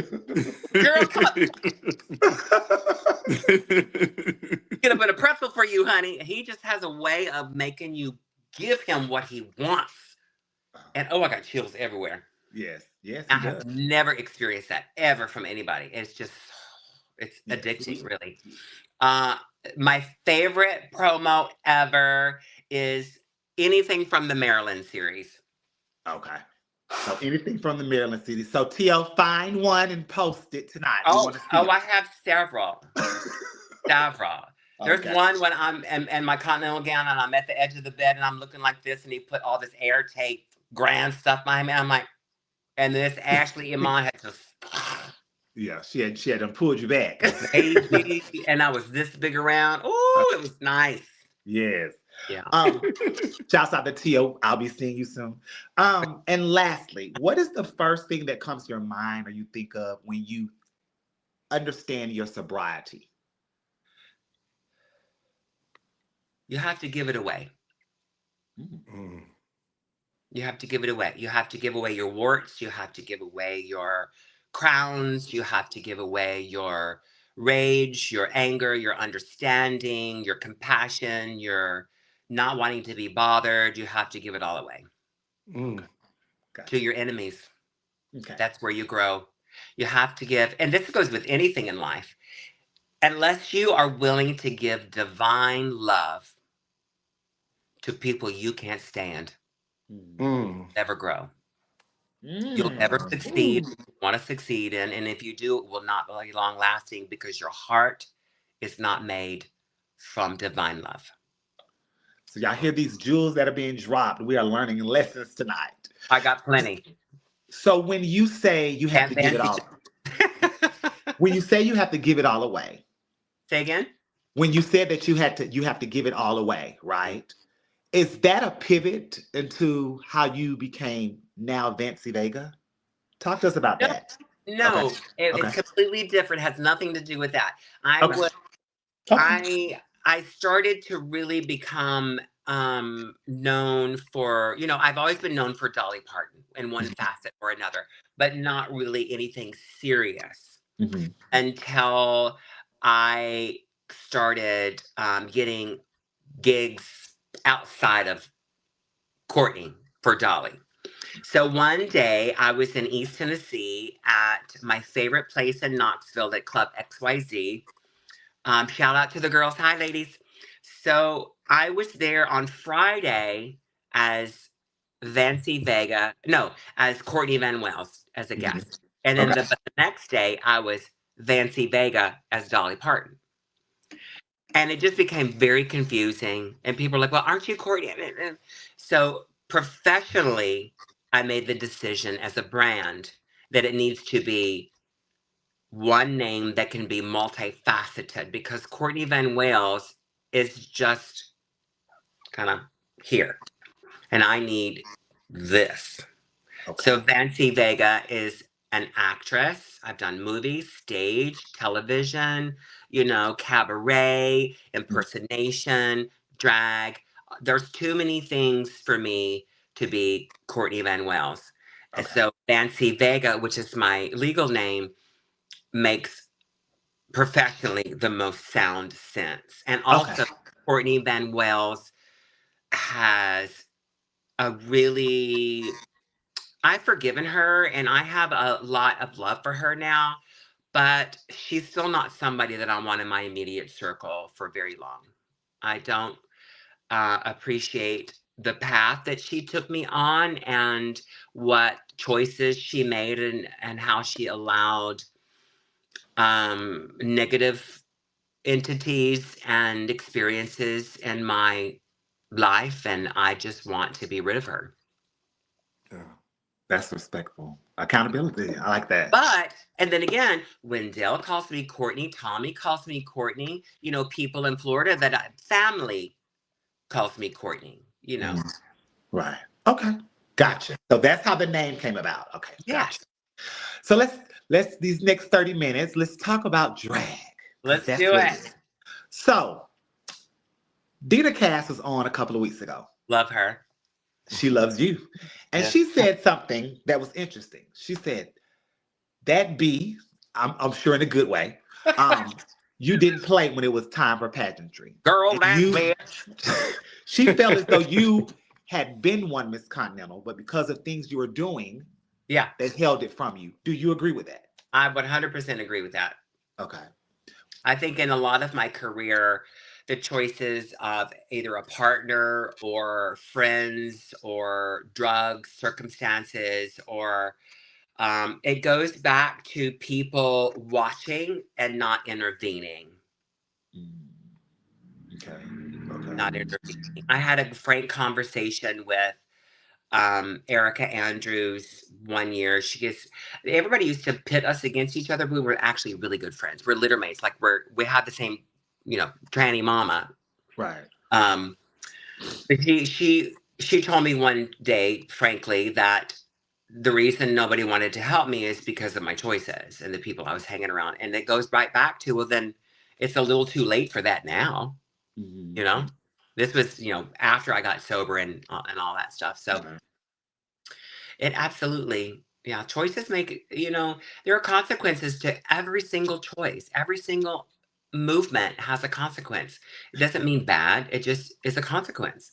Good, But bad, or but but as someone, as an entertainer or someone that's spending your money and your time to be these titles, do you feel that that's fair to you that you all are hindering me from a dream, a goal, or desire because of my personal life? no, I think it's, what was the question? Do I think what? Do you think that that was fair to you or Hell no, anyone? I don't think that was fair. You know that's fair. That's Okay. some bullshit. That's Okay. some faggotry, is what that is. That is, we're going to lead you along and to continue to do what you're doing with you on the down low, and Mm, then just let you come back because you're a draw and people want to see you win. But you're not right. going Right. But to win because you well, don't have proper help. can I piggyback off of that though? I think back to when you talked about winning Miss Texas, and you talked about how within the first, I want to say 3 or 6 months, how you were met with a lot of drugs, right? How you were Everybody reintroduced. wants to party and give drugs to Miss Texas. It's just a Right. fact. So I say that to say, do you think that maybe had you won some of those things that you probably rightfully should have won, but you were not mentally and emotionally ready, do you think it probably would have maybe spiraled even worse or ended because of the positioning that you would have been in because you were not mentally and emotionally I wasn't on prepared drugs for it? until I did Miss Texas, and I had been competing in pageants for a while. Hmm. Hmm. A while. Hmm. But I think that when I got serious, like for instance, when I went back, when I got sober and went to Miss Continental, I was still suffering from the same Yeah. historic decisions because people don't want to Let go of past. let go of the past. Now that's why I have a hard time in Texas. Honestly, Mm, I have a hard time in Texas. There's not enough work for me in Texas. There's over 200 entertainers in Houston alone and like 2.5 venues. right. So it doesn't matter. Everybody my age, Hmm. everybody in the bracket that I'm in, they have their own shows. They're locked in. Mm, I'm on the sand on the beach waiting for the ship to come back in like everybody else is. And Hmm. I think a lot of that might have to slightly do with my history. I think people don't I think subconsciously people don't realize that they have that lingering opinion Hmm. because of history and they've seen me and known of Hmm. such horrible things. Subconscious. So Yeah. when I've gone and come home hand over fist, but when I live here, it's a different story. I don't Yeah. get the respect that I deserve. I think I that might agree. be a gross overstatement, but I'm seeing things in my mind and it makes sense to me. mm. Like I've applied for jobs as wait staff for different bar venues, restaurant venues, because the drag wasn't enough. And they didn't even entertain my resume. And when I tell you that my resume is golden, Mm, golden. So Mm. it comes back to, and I'm talking about Yeah. restaurant and managerial, because I'm a manager, is what I do on my personal life. So it's really hard. And I'm 54 years old, and I've had to go on tour since last week of May until Wow. the end of August just to catch up from the disaster of moving back to Texas to be close to my family. It's been really hard. Really hard. I'm Wow. like, I'm 54 years old. I'm a fucking legend. And I'm still having to stress out like this? Absolutely not. Yeah. so, do you think that in this day and age, well, I think we all know that drag has definitely significantly changed. What do you think is the issue? What do you think is the reason of this shift, pivot, or change that Because we it's see? an over influx of young entertainers who are plug and play. Yeah. I And agree. a lot of them are fierce, Mm, fan freaking tastic. They're so inspirational. I'm like, you have to, I want to paint like, oh, where'd you get that? And I'll paint like you. So it helps me move forward and not be stagnant. But 200 entertainers, most of them, under 35, most of them under 30, hungry, ready, and it's just, there's so many that there's not enough work for everybody in specific places, in certain places. What's Yeah. your take on RuPaul's Drag Race? I have a lot of friends who have gone through it. Would you ever entertain it? Hell no. Why? I don't need it. Okay. I don't need it. Do you I'm think? not going to put myself through scripted BS and be cut in any old kind of way just because you need me to fill a role. I'm not doing that. It's not a drag competition anymore. It's just a reality show. Gotcha. So I with don't that, need it. I'm already at Vancie. I'm Vancie Vega. I'm Courtney Van Wells. I don't need it. so with that, do you think that show hinders drag or helps drag? I think it does a little of both, honestly. I think that it helps drag in that it can show individuals in a really positive light. That shows that we can be professional, that we can be, worthy of the status that we have.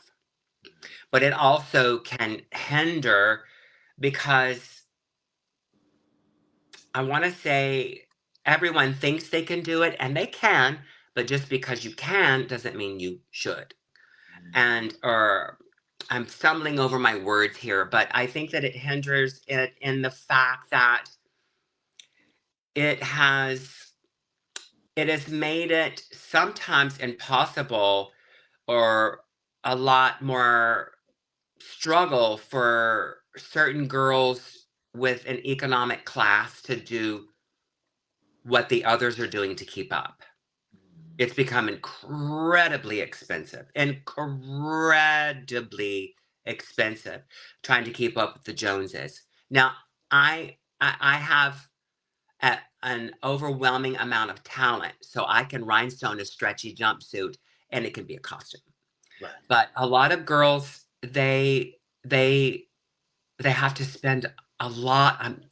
I'm stumbling over my words, but I have a meaning I'm trying to say, where I do think it is good in the fact that it's gotten exposure, positive exposure, but I think that it can be negative, and it certainly does divide our community, and the fandom can be rabid and very, very vicious. Got you. A lot of our veterans, seasoned girls, icons, legends, feel as though when they hit a certain age, they're not getting booked as much, or they feel as though clubs or venues don't want to see them. Do you agree with that, or do you think it's Yes. just okay? Yeah. Why do you think that is? And now I'm hearing things like seasoned girls shouldn't do young songs, new songs. Bitch, what? Have you lost your mind? Right. You lost Why your do you think that mind. is, though? Why do you Now think it's like it's a category you have to fill. and you don't want to be in the box? I'm Right. sorry, but just because you can death drop and swing your legs around does not mean you can dance. I'm 54 years old and will do circles around you at any given moment. That's dance. So it wears me out. It wears me out. It really, I feel some kind of way about it because I know what I bring, I know what I look, and I know what I'm capable of. So to be discriminated of and be a victim of ageism, it's shocking. It's shocking, but it happens all the time. Yes. All the time. There's categories now. You have to be this, this, this. There's a dancer. There's an older girl. There's a beauty queen. There's a naked girl. I mean, it's just like, and then there's a drag king spot, and then drag kings, they still don't get the respect they deserve. So it's a whole thing. Would you like to be on a cast, or do you appreciate touring more? If you had the option. I like the idea of being on a cast, but I have a mouth and I am very opinionated. And I say what I feel, and a lot of people don't like it. Okay. A lot of people want you just to assimilate, and I'm not one to assimilate. I'm an individual. Uh-huh. So, So, and with I make more money on the road. I make more money on the road. Honestly, unfortunately, it's true. do you think that you saying how you feel, your mouth or what you just said, do you think that has hindered you from getting into certain doors and certain places? Sure, Uh, sure, but that's okay because you saved me the trouble. uh-huh. I don't want to be anywhere that you don't want me to be because I'm not going to have a good time and give you my best. Right. Yeah. And you close Um, that. And look at here. There's a window, a door, and a set of French doors. How you doing? I'll see you. Girl, boo. real It's quick. the lack of drag and being canceled in different communities. It has really pushed me to have a cabaret act, to work in Provincetown, to work in Puerto Vallarta. I would never have gone international if I had not got canceled in San Diego. It would have never happened, ever.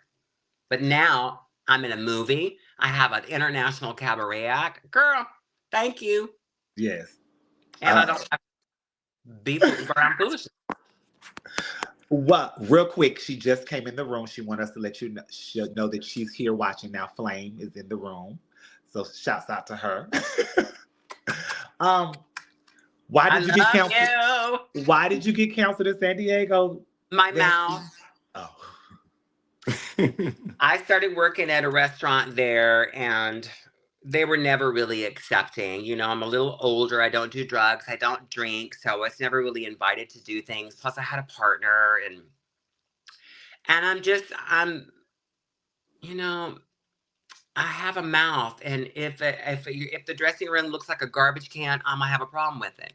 If uh, you're drinking and doing drugs at work, Imma have a problem with it. If you're getting drunk at work and screaming at the top of your lungs about politics, Imma have a problem with it. You know? And it just I don't hold my tongue. I'm not hateful. I'm never hateful. I'm right. always kind and loving, but I'm different and I'm not for everybody. And I thank God every day that I'm not for everybody. While you're talking What about the happened mouth, was I was told by the Grand Dame Mama Bird of San Diego that there were no resources for me in San Diego and that I was a threat, a conspiracy theorist, and I was a danger to their community. Not our Well, community, their community. And I think it stemmed from me leaving this restaurant when I was I was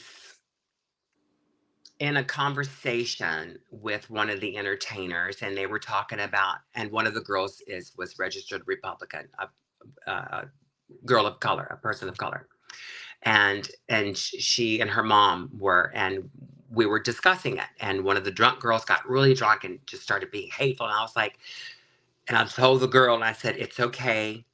This is why sometimes people leave different parties, and I was just trying to be supportive. It got into a huge thing, and I ended up leaving the restaurant because it just got really, really bad. And just, having my own thought process and having my own opinions, and it was about the time the whole it was a couple of movements that were going on, and this was a couple of years ago, and it actually kind of shocked me because I'm not really a confrontational person, instinctually. So, but like I said earlier, I know who I am. I know I have a penis. I know I don't have ovaries. I know I'm not a woman. I'm a transsexual woman. There's a difference.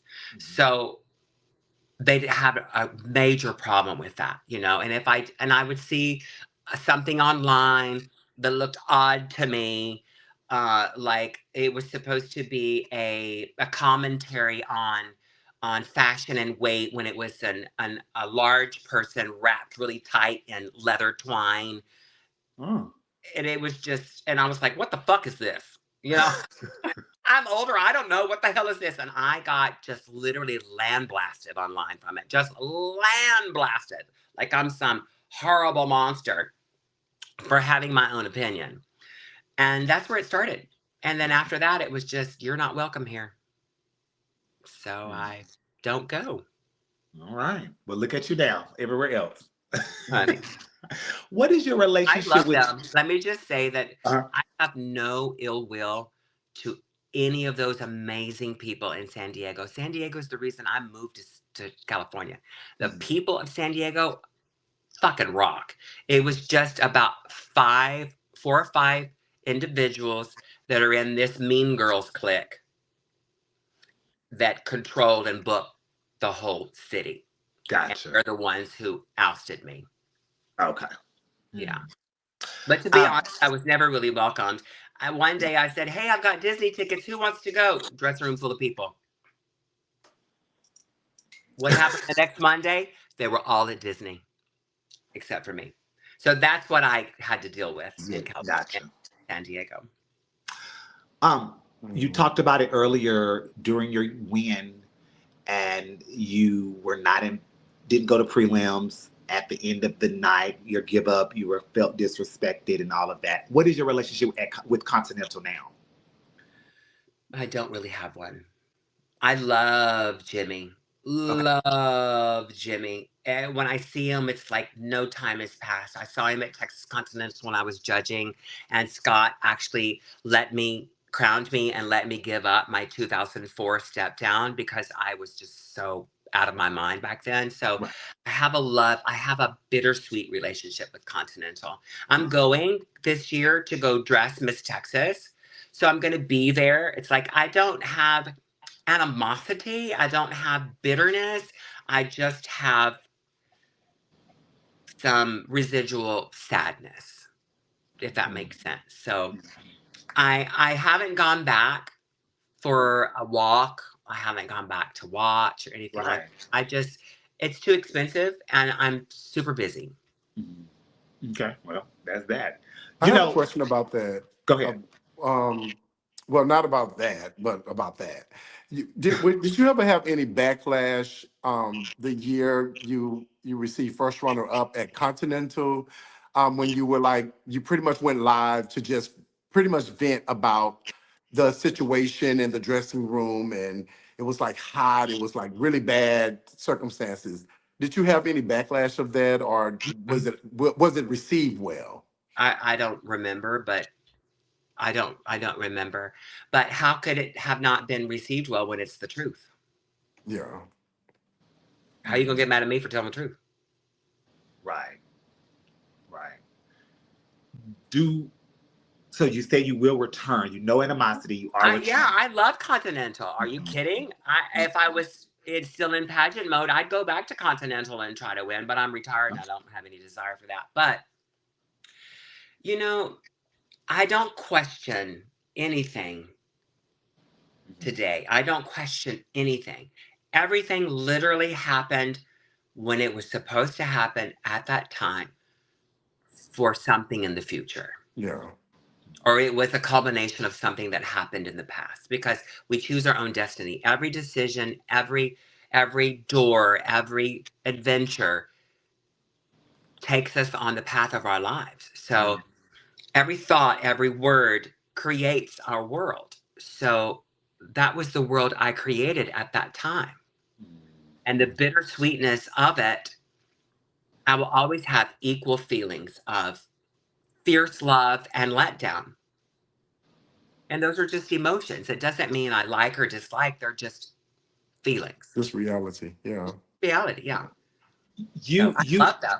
Still in my elite group. I talk all the time with my girls, and I keep up with Continental Online and all that. I was just with a whole group of Continental girls in Orlando. So I'm Continental till the day I die. right. Absolutely. But I just sharing my experiences. Yeah. When it comes to the drag as a whole, where do you see it going now? Do you see it expanding positively, or is it taking this declines? I think it's taken a weird turn. Uh-huh. It's really it's just different. As an old guard, uh, we of a certain age have been afforded the opportunity to learn a lot from the new girls, as well as they from us, those who choose to ask for history, herstory. But I think it's taken it's like this weird trajectory where it's I don't know how to explain it. It's just different. Just different. There's so much of it that Yeah. it's not as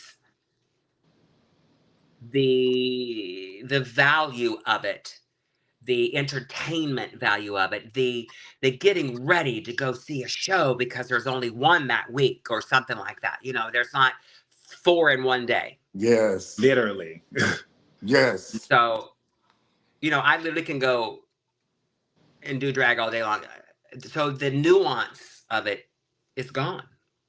There's Gosh. no excitement around it. Now it's what star is going to be there? Who can we bring in and pay more than our local girls who do twice the work?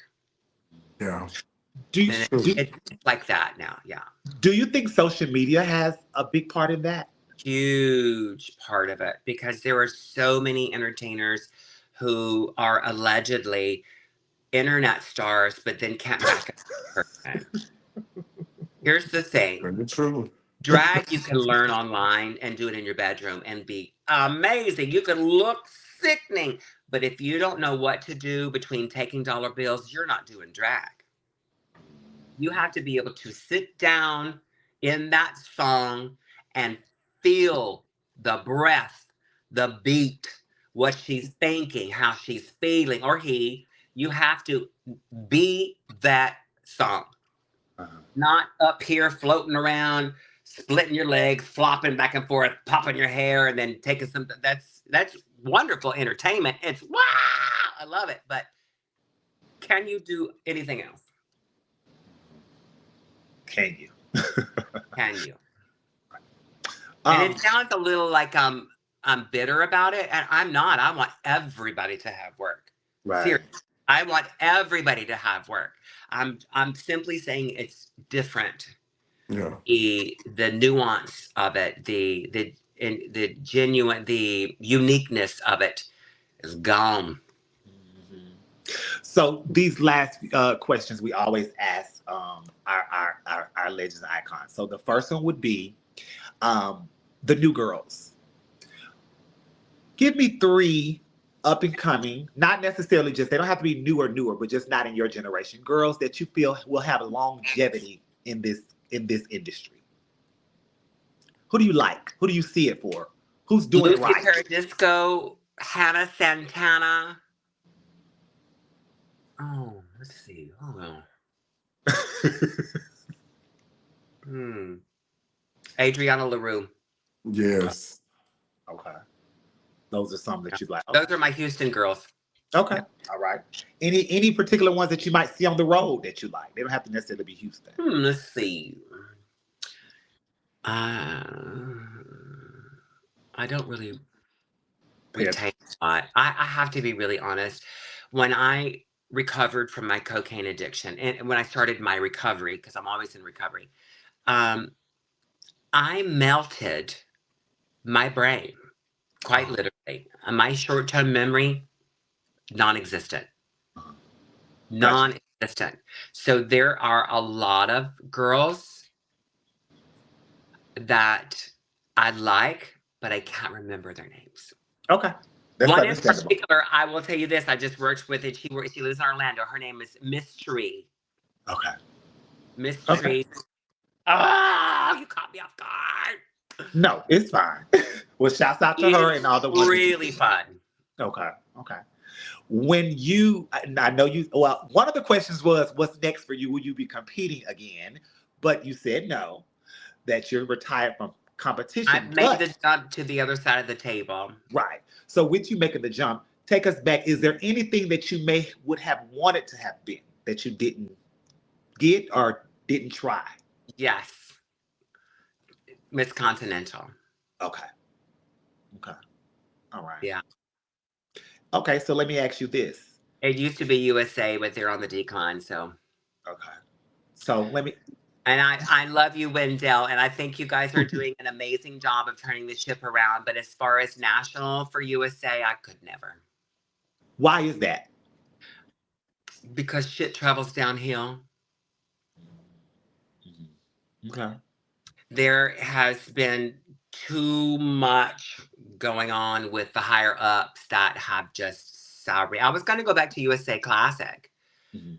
Never got return calls, never got prelim Mm. dates, never got anything that I needed. And then just the inter turmoil of the directors and all of that, and websites not being up, and all of Yeah. that. I don't have time for any of that. Okay. Got So you. that's actually when I decided just I'm completely done and retired. Yeah. How do you feel about this new thing that's happening at Continental with honorary Continentals? I think it's about time. Oh, okay. Okay. I think it's about time. Mhm. Honoring those who have sacrificed and given their lives to that Mhm. community. I think that they deserve the adulation. Okay. Hmm. Yeah. Got you. Got you. Um, who are the four ladies or gentlemen that you would put on your drag Mount Rushmore? Oh,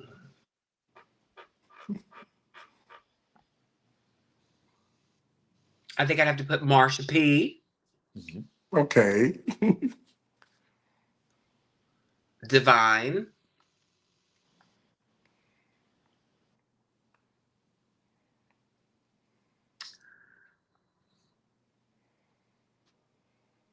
Chili Pepper,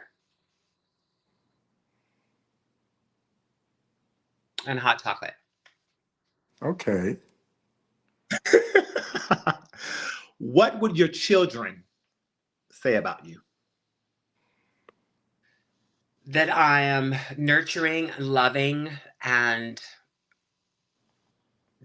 non judging. My Mm. kids can come to me, and my grandbabies, actually anybody can. i'm Right. I am always, I answer emails and messages all the time for people I don't know, Mhm. because Aunt Vancie is for everybody. And Vance is for I everybody. love it. I'm gonna start calling you that now. Yeah, everybody has, it started with my nephews. I would take them to venues when I was raising my nephews. For a while, I would take them to award shows and venues and shows, and they would come to work with me. And so they would always call me Aunt Vancie. So it started at F Bar in Houston, and people started calling me Aunt Vancie. And then I did a little podcast, and it just kind of grew. And now everybody calls me Aunt Vancie. Got you. If you could describe your life in its totality in one word, but no explanation why you chose that word, what would that word be? With no explanation, No explanation. just one word. One word. Just one word. It can't be she's a bad mama jamma. Well, we'll take that. One word would be divine. Okay. Divine. Let's talk about redos, regrets, anything that you wish would not have happened or anything that you wish would have happened throughout your entire life from beginning to now at 54. Well, I mean, I think the obvious answer is I wish I would have never tried cocaine. Right. But Okay. more than that, I wish I would have. There's a few. I wish I would have finished school and gotten a degree. Mhm. And I wish I would have listened to Kenny Kerr when he literally, quite literally, begged me not to do adult films.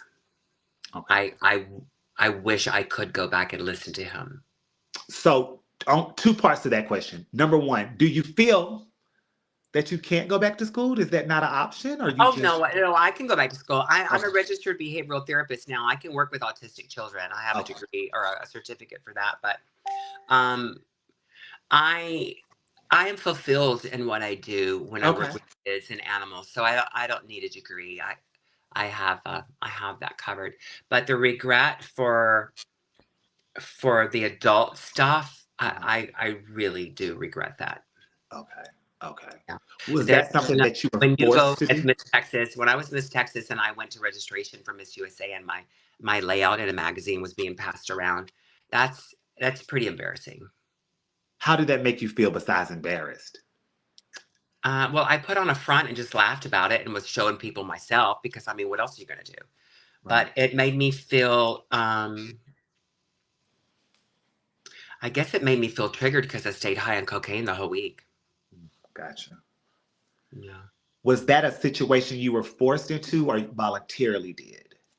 I think that I was forced into it in that I was abused for so long that when you are shown acceptance, pseudo acceptance, Mm, you are yeah. shown that somebody cares about you and wants to show you attention, and you become a star and people have adulation and want you in some aspect, Uh, then what choice do you have when you're that Mm, broke? that makes a lot of sense. it Vancie does. Vega, your legacy. What do you think it will be when you're long gone? Or what would you like it to be? My love, Huh? love for children, love for animals, love for people who need help, just my divine love. Okay. Does that also tie into what is your passion? It does. My passion are kids and animals. Uh-huh. Absolutely. Yes. I've walked away from drag many, many, many times. I did it when I was in California when I worked with high-end celebrities and all that. And I've done it for children. I've done it recently for animals in Houston. So I am Yeah. is absolutely who I am. Now, I'm gonna back all the way up. Do it. You said something when we were asking you about three things that you could change. And one of those things you said was a vagina. Was what, dear? A vagina. Oh, yes. Is that something that you still desire or you have moved Now, on? when I said that, I meant Oh, natural. oh. I meant naturally. Yeah. Okay. Okay. And I Gotcha. have wonderful doctors that are ready to go on that journey with me. Mhm. Okay. And I'm not really disgusted. It's something that I love the opportunity to do, but I meant um, organically. Okay. Yeah, Gotcha. Okay. Perfect. yeah. Um, I told you 1 hour, but you have given us 2 hours and 1 minute of Are you nothing, serious? Yes. nothing but jewels and great conversation, transparency, honesty. I learned so much about you, but unfortunately, That's wild. we can't get your entire life story in an hour or 2 hours. So is No, we're there, gonna do a day. yeah. So is there anything that you want to touch on that we may not have asked you? Anything you want to clear up? Misconception? Anything you want to let us know I about? Anything? don't think so. Okay. No. Okay. You know, just because I have opinions does not that those opinions and experiences don't come with judgment. They don't come with judgment. If Yeah. it was something that was done to me, for me, against me, with me, I have no judgment because they're only moments. They're not a lifetime, they're a moment. And if I put too much stock and emphasis in a moment, then I lose my present being. I Mm, Mm, love everything that has happened in my life. I treasure everything that has happened in my life. So I don't have any animosity to anyone or any experience. Even the overdoses and flatlining have created the ethereal light being and light worker that I am today. And I would never want to change it for anything. wow. Wow. So this is a new question. You'll get this first question that Okay. this is the first time asking this question. Hour three, We let's go. mm, we've been doing this since for almost 2 years. January will be 2 years, and we've interviewed quite a number of icons and legends. But I don't know if you watched them all, which I don't expect you to have. But who is someone that you think story needs to be heard? Hmm. And if we have talked to him or her, then you have to say another person. Danielle Hunter. Okay, we have not talked to mm. Daniel Hunter, We so have not. That lady has a story. okay. We just So discussed her though. You just brought her up She last has a week. I did story, just say and I she wanted. is also one of my absolute favorite people in the entire planet. Okay. So I if you would happen to literally lay down my life for that woman. I love her that much. have a conversation with her soon, let her know that we would love to have her, and I will be reaching out to her soon. Oh, So perfect. yeah. Um, where can people see Dolly Not So Dolly? The Not Dolly Show. All of my dates are always on my Instagram. I am Instagram, TikTok, and YouTube. The Not Dolly Show. Or if you can't remember that, remember hashtag not Dolly, and you can find me anywhere. Okay. And we're working on a new website that will be up soon that encompasses all of my different aspects and facets. So Just off of the top of your memory, I know you said that that's not always the best for you. Do you think you'll be in Nashville anytime soon, or is Nashville yeah, on the I'm, tour? I'm supposed to be in Nashville in October. I'll be in East Tennessee the weekend after Knox Pride at XYZ. And I believe either that Sunday or the next Friday, I'm in talks with a venue there in Nashville. So I'll be in Okay, Nashville. so I'm about 70 minutes from Nashville. I live in Huntsville, so I'm going to come and see you when you are there. So I'll be If looking you're for there, the. it'll be at Frankie J's, and I love Frankie J's. So Okay, all right. So yeah. look for me. I would Oh, definitely be there. yay! Um, so we do the recap when we let our guests go, guys. So make sure you stay around for that. But Wendell has the last question, Okay. and we'll go from there. So thank you so much, Vancie Vega. um, AKA, Courtney Page Van Hey, Wales. AKA at Vancy. Aunt Vancy. But thank you so much for accepting this. You know that I have been enamored with you since the first time I saw you perform Salt and Pepper at Yes. Incognito. So I am truly, I love you as a human being, but I will say that I am a true fan Thank you. of the stage entertainer that you are, because it is truly captivating. And y'all, if y'all don't ever see her do Dottie People's gospel, you're missing a treat. Mama does everything. But we always ask our guests to leave us with a nugget. You've given us a plethora. several. But if you could think of one thing that you could leave with us and the viewers that we could take with us on our journey daily, what would that be? I think the biggest advice, the biggest lesson I've learned for myself, and I'm a very high strung emotional person, and I'm an addict, so things get to me easily. It can. The best thing for me and anyone, I think, is don't take it so seriously. These are moments in our lives. They don't define us. So don't set up shop. And remember, there's never good or bad news. There's just news. Mm, Never a good or bad day. It's just a day. So I want you to remember that when you're having a struggle or a challenge, first remember Aunt Vancy loves me. And this is just a moment. And within a few seconds, that moment will be gone. Take a yes. deep breath and say to yourself, today deserves a great me. I love that. Y'all make sure y'all Thank. look out Ooh, for Vancie Vega. She there you will go. be the head judge for the 40th anniversary for Miss Gay Texas US of A Oh, It's my in yay. Texas. anniversary. So it's her 25th. Is this your 25th?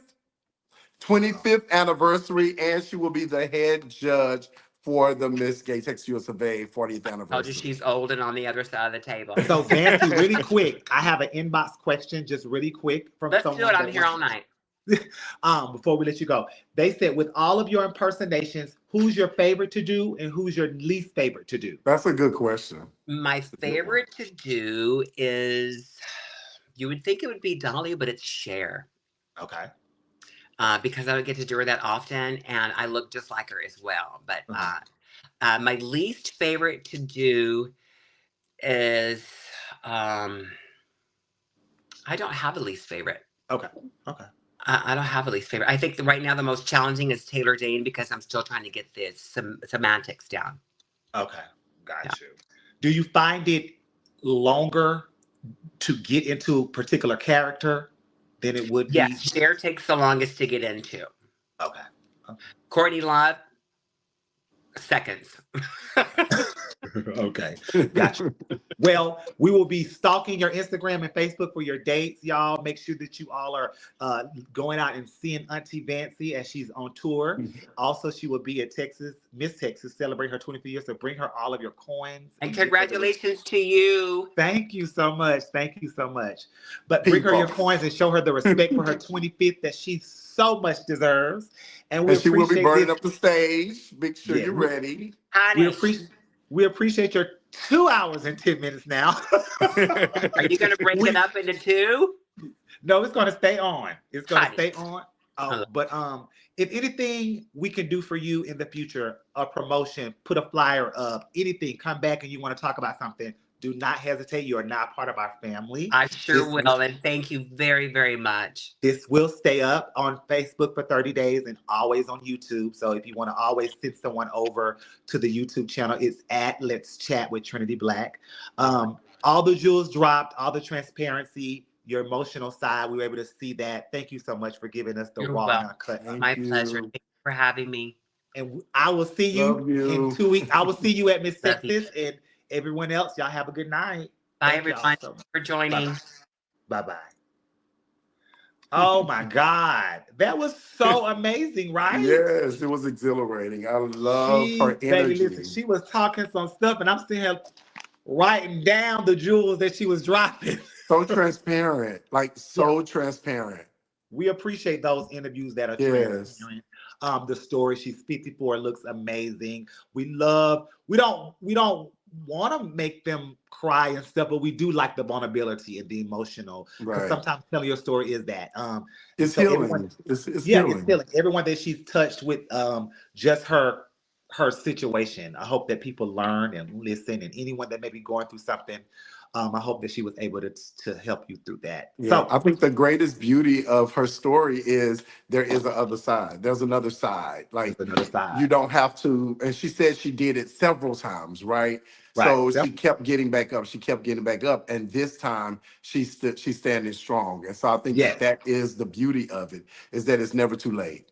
never too Yeah. late. So I look forward to seeing her at Miss Texas. Y'all August remember that? 22nd here in Houston, Texas, Ballroom at Bayou Place. So thank you all for always tuning in. We definitely appreciate you all. You all are great. Make sure that you are following our YouTube channel at Let's Chat with Trinity Black. We will be here next Tuesday with someone that is a little controversial and in the community, but definitely has in-depth history. And is a pillar in so many rights in his own right. So we hope that you tune in when we drop that announcement tomorrow. I am Miss Duval Plus and the The newly people's crowned grand Miss dame. People's Grand Madam. Oh, grand And madam, so I'm sorry. Grand Madam, yes. And so we're gonna ride that roller coaster all year long. And again, thank you for all the support, Y'all all get of the sponsors. ready. Listen, all of the sponsorship y'all gave me on that chart before and even after the pageant. Y'all have really these last 2 years when I came back on the scene, y'all have really been just team trend. So whatever I am doing, I don't know. I hope that I can continue to do because y'all have turned totally around when it came to me. So I So appreciate y'all. can And you do when do another pageant right now? I cannot do anything per my contract because the contract is sickening, honey, and I don't need to do nothing else. But I can't do Praise anything for 6 months. However, I just God. feel, I just feel that with the contract and what they're doing for us, I don't need to do nothing for the whole year. Absolutely. They Absolutely. are amazing already, and it's only been 2 days, y'all. And So shout out to them again. That was an amazing pageant. if you are looking for a system that you want to come and either see or try out, come get your P. As y'all can see, my big old hold on. This big old plaque, honey. Come get your P. That's a trophy, not a plaque. Well, It's whatever it really is, I need you to, abstract. I need whatever it is, y'all need to come get it, right? But Y'all might as well get thank ready. Y'all know the people's grand madam ain't gonna play with y'all. So come on. well listen, it ain't gonna just be me, because Rico and Amaya, y'all already know that's Oh, I fashion know and they drag finna over cut there. up, but I know So yeah. that the people's grand madam is gonna madam us. But are you gonna do anything? Huh? Yeah, I'm Are you definitely, I'm definitely inspired. okay? So I got you. But listen, if you're in Atlanta, Georgia on August the 19th, well, let me start over. If you're in South Carolina, come meet the peoples. Columbia, South Carolina, August the 17th, Sunday at the brunch show, the review brunch show with Paris Ferris. That's our first booking as a court. We will be there at the brunch that starts at 12:30. That next night, Monday, I will be at the Stars of the Century with Sasha Sanchez, Naisha, Nicole, and all of them. And then that next night, I'll be at the 90s era Big Girl Rock show with Terry at the Mix. So y'all, all this drag is really a lot because y'all know I used to live my cisgender life. And then 2 or 3 days later, she'll be traveling to Houston, Texas for Miss Gay Texas US of A's 40th anniversary. So yes, Yeah. so I am on the move. The People's Grand Madam and Miss Duval Plus, which is September 21st, is on the move. So they already trying to put me, they said they want to put me on a scale. I keep saying, y'all can put me on a scale all you want. I'm going to weigh what it says I'm going to weigh. I'm going to weigh the requirement. Just because You I just look small carry does it not better. mean, just because I look small does not mean I am small. These Well, right you here are carry it at least 50 better. pounds. You Child, it is carry it better. Like, it yeah. just is what Thank it you. is. It is what it is. But anyway, thank you always for supporting me, Wendell, coming out all the way to Charlotte, even though you left the pageant early. But I had to be at the airport at 3:45 a.m. I to go still to you an in-service at Aldine ISD for 9 a.m. And I okay. made it. So thank God. You So did yes. make it and you came out. That's all that matters. When I looked out to have my team come on stage for the picture, you were not there. And you Well, almost got me it's AI. deducted We can have points. T.O. put me in there. We'll have Anyway, thank y'all so much. And we will see y'all next T.O. Tuesday, put 7 me in there, p.m. baby. Central Standard Time. Have a good one, guys. Bye.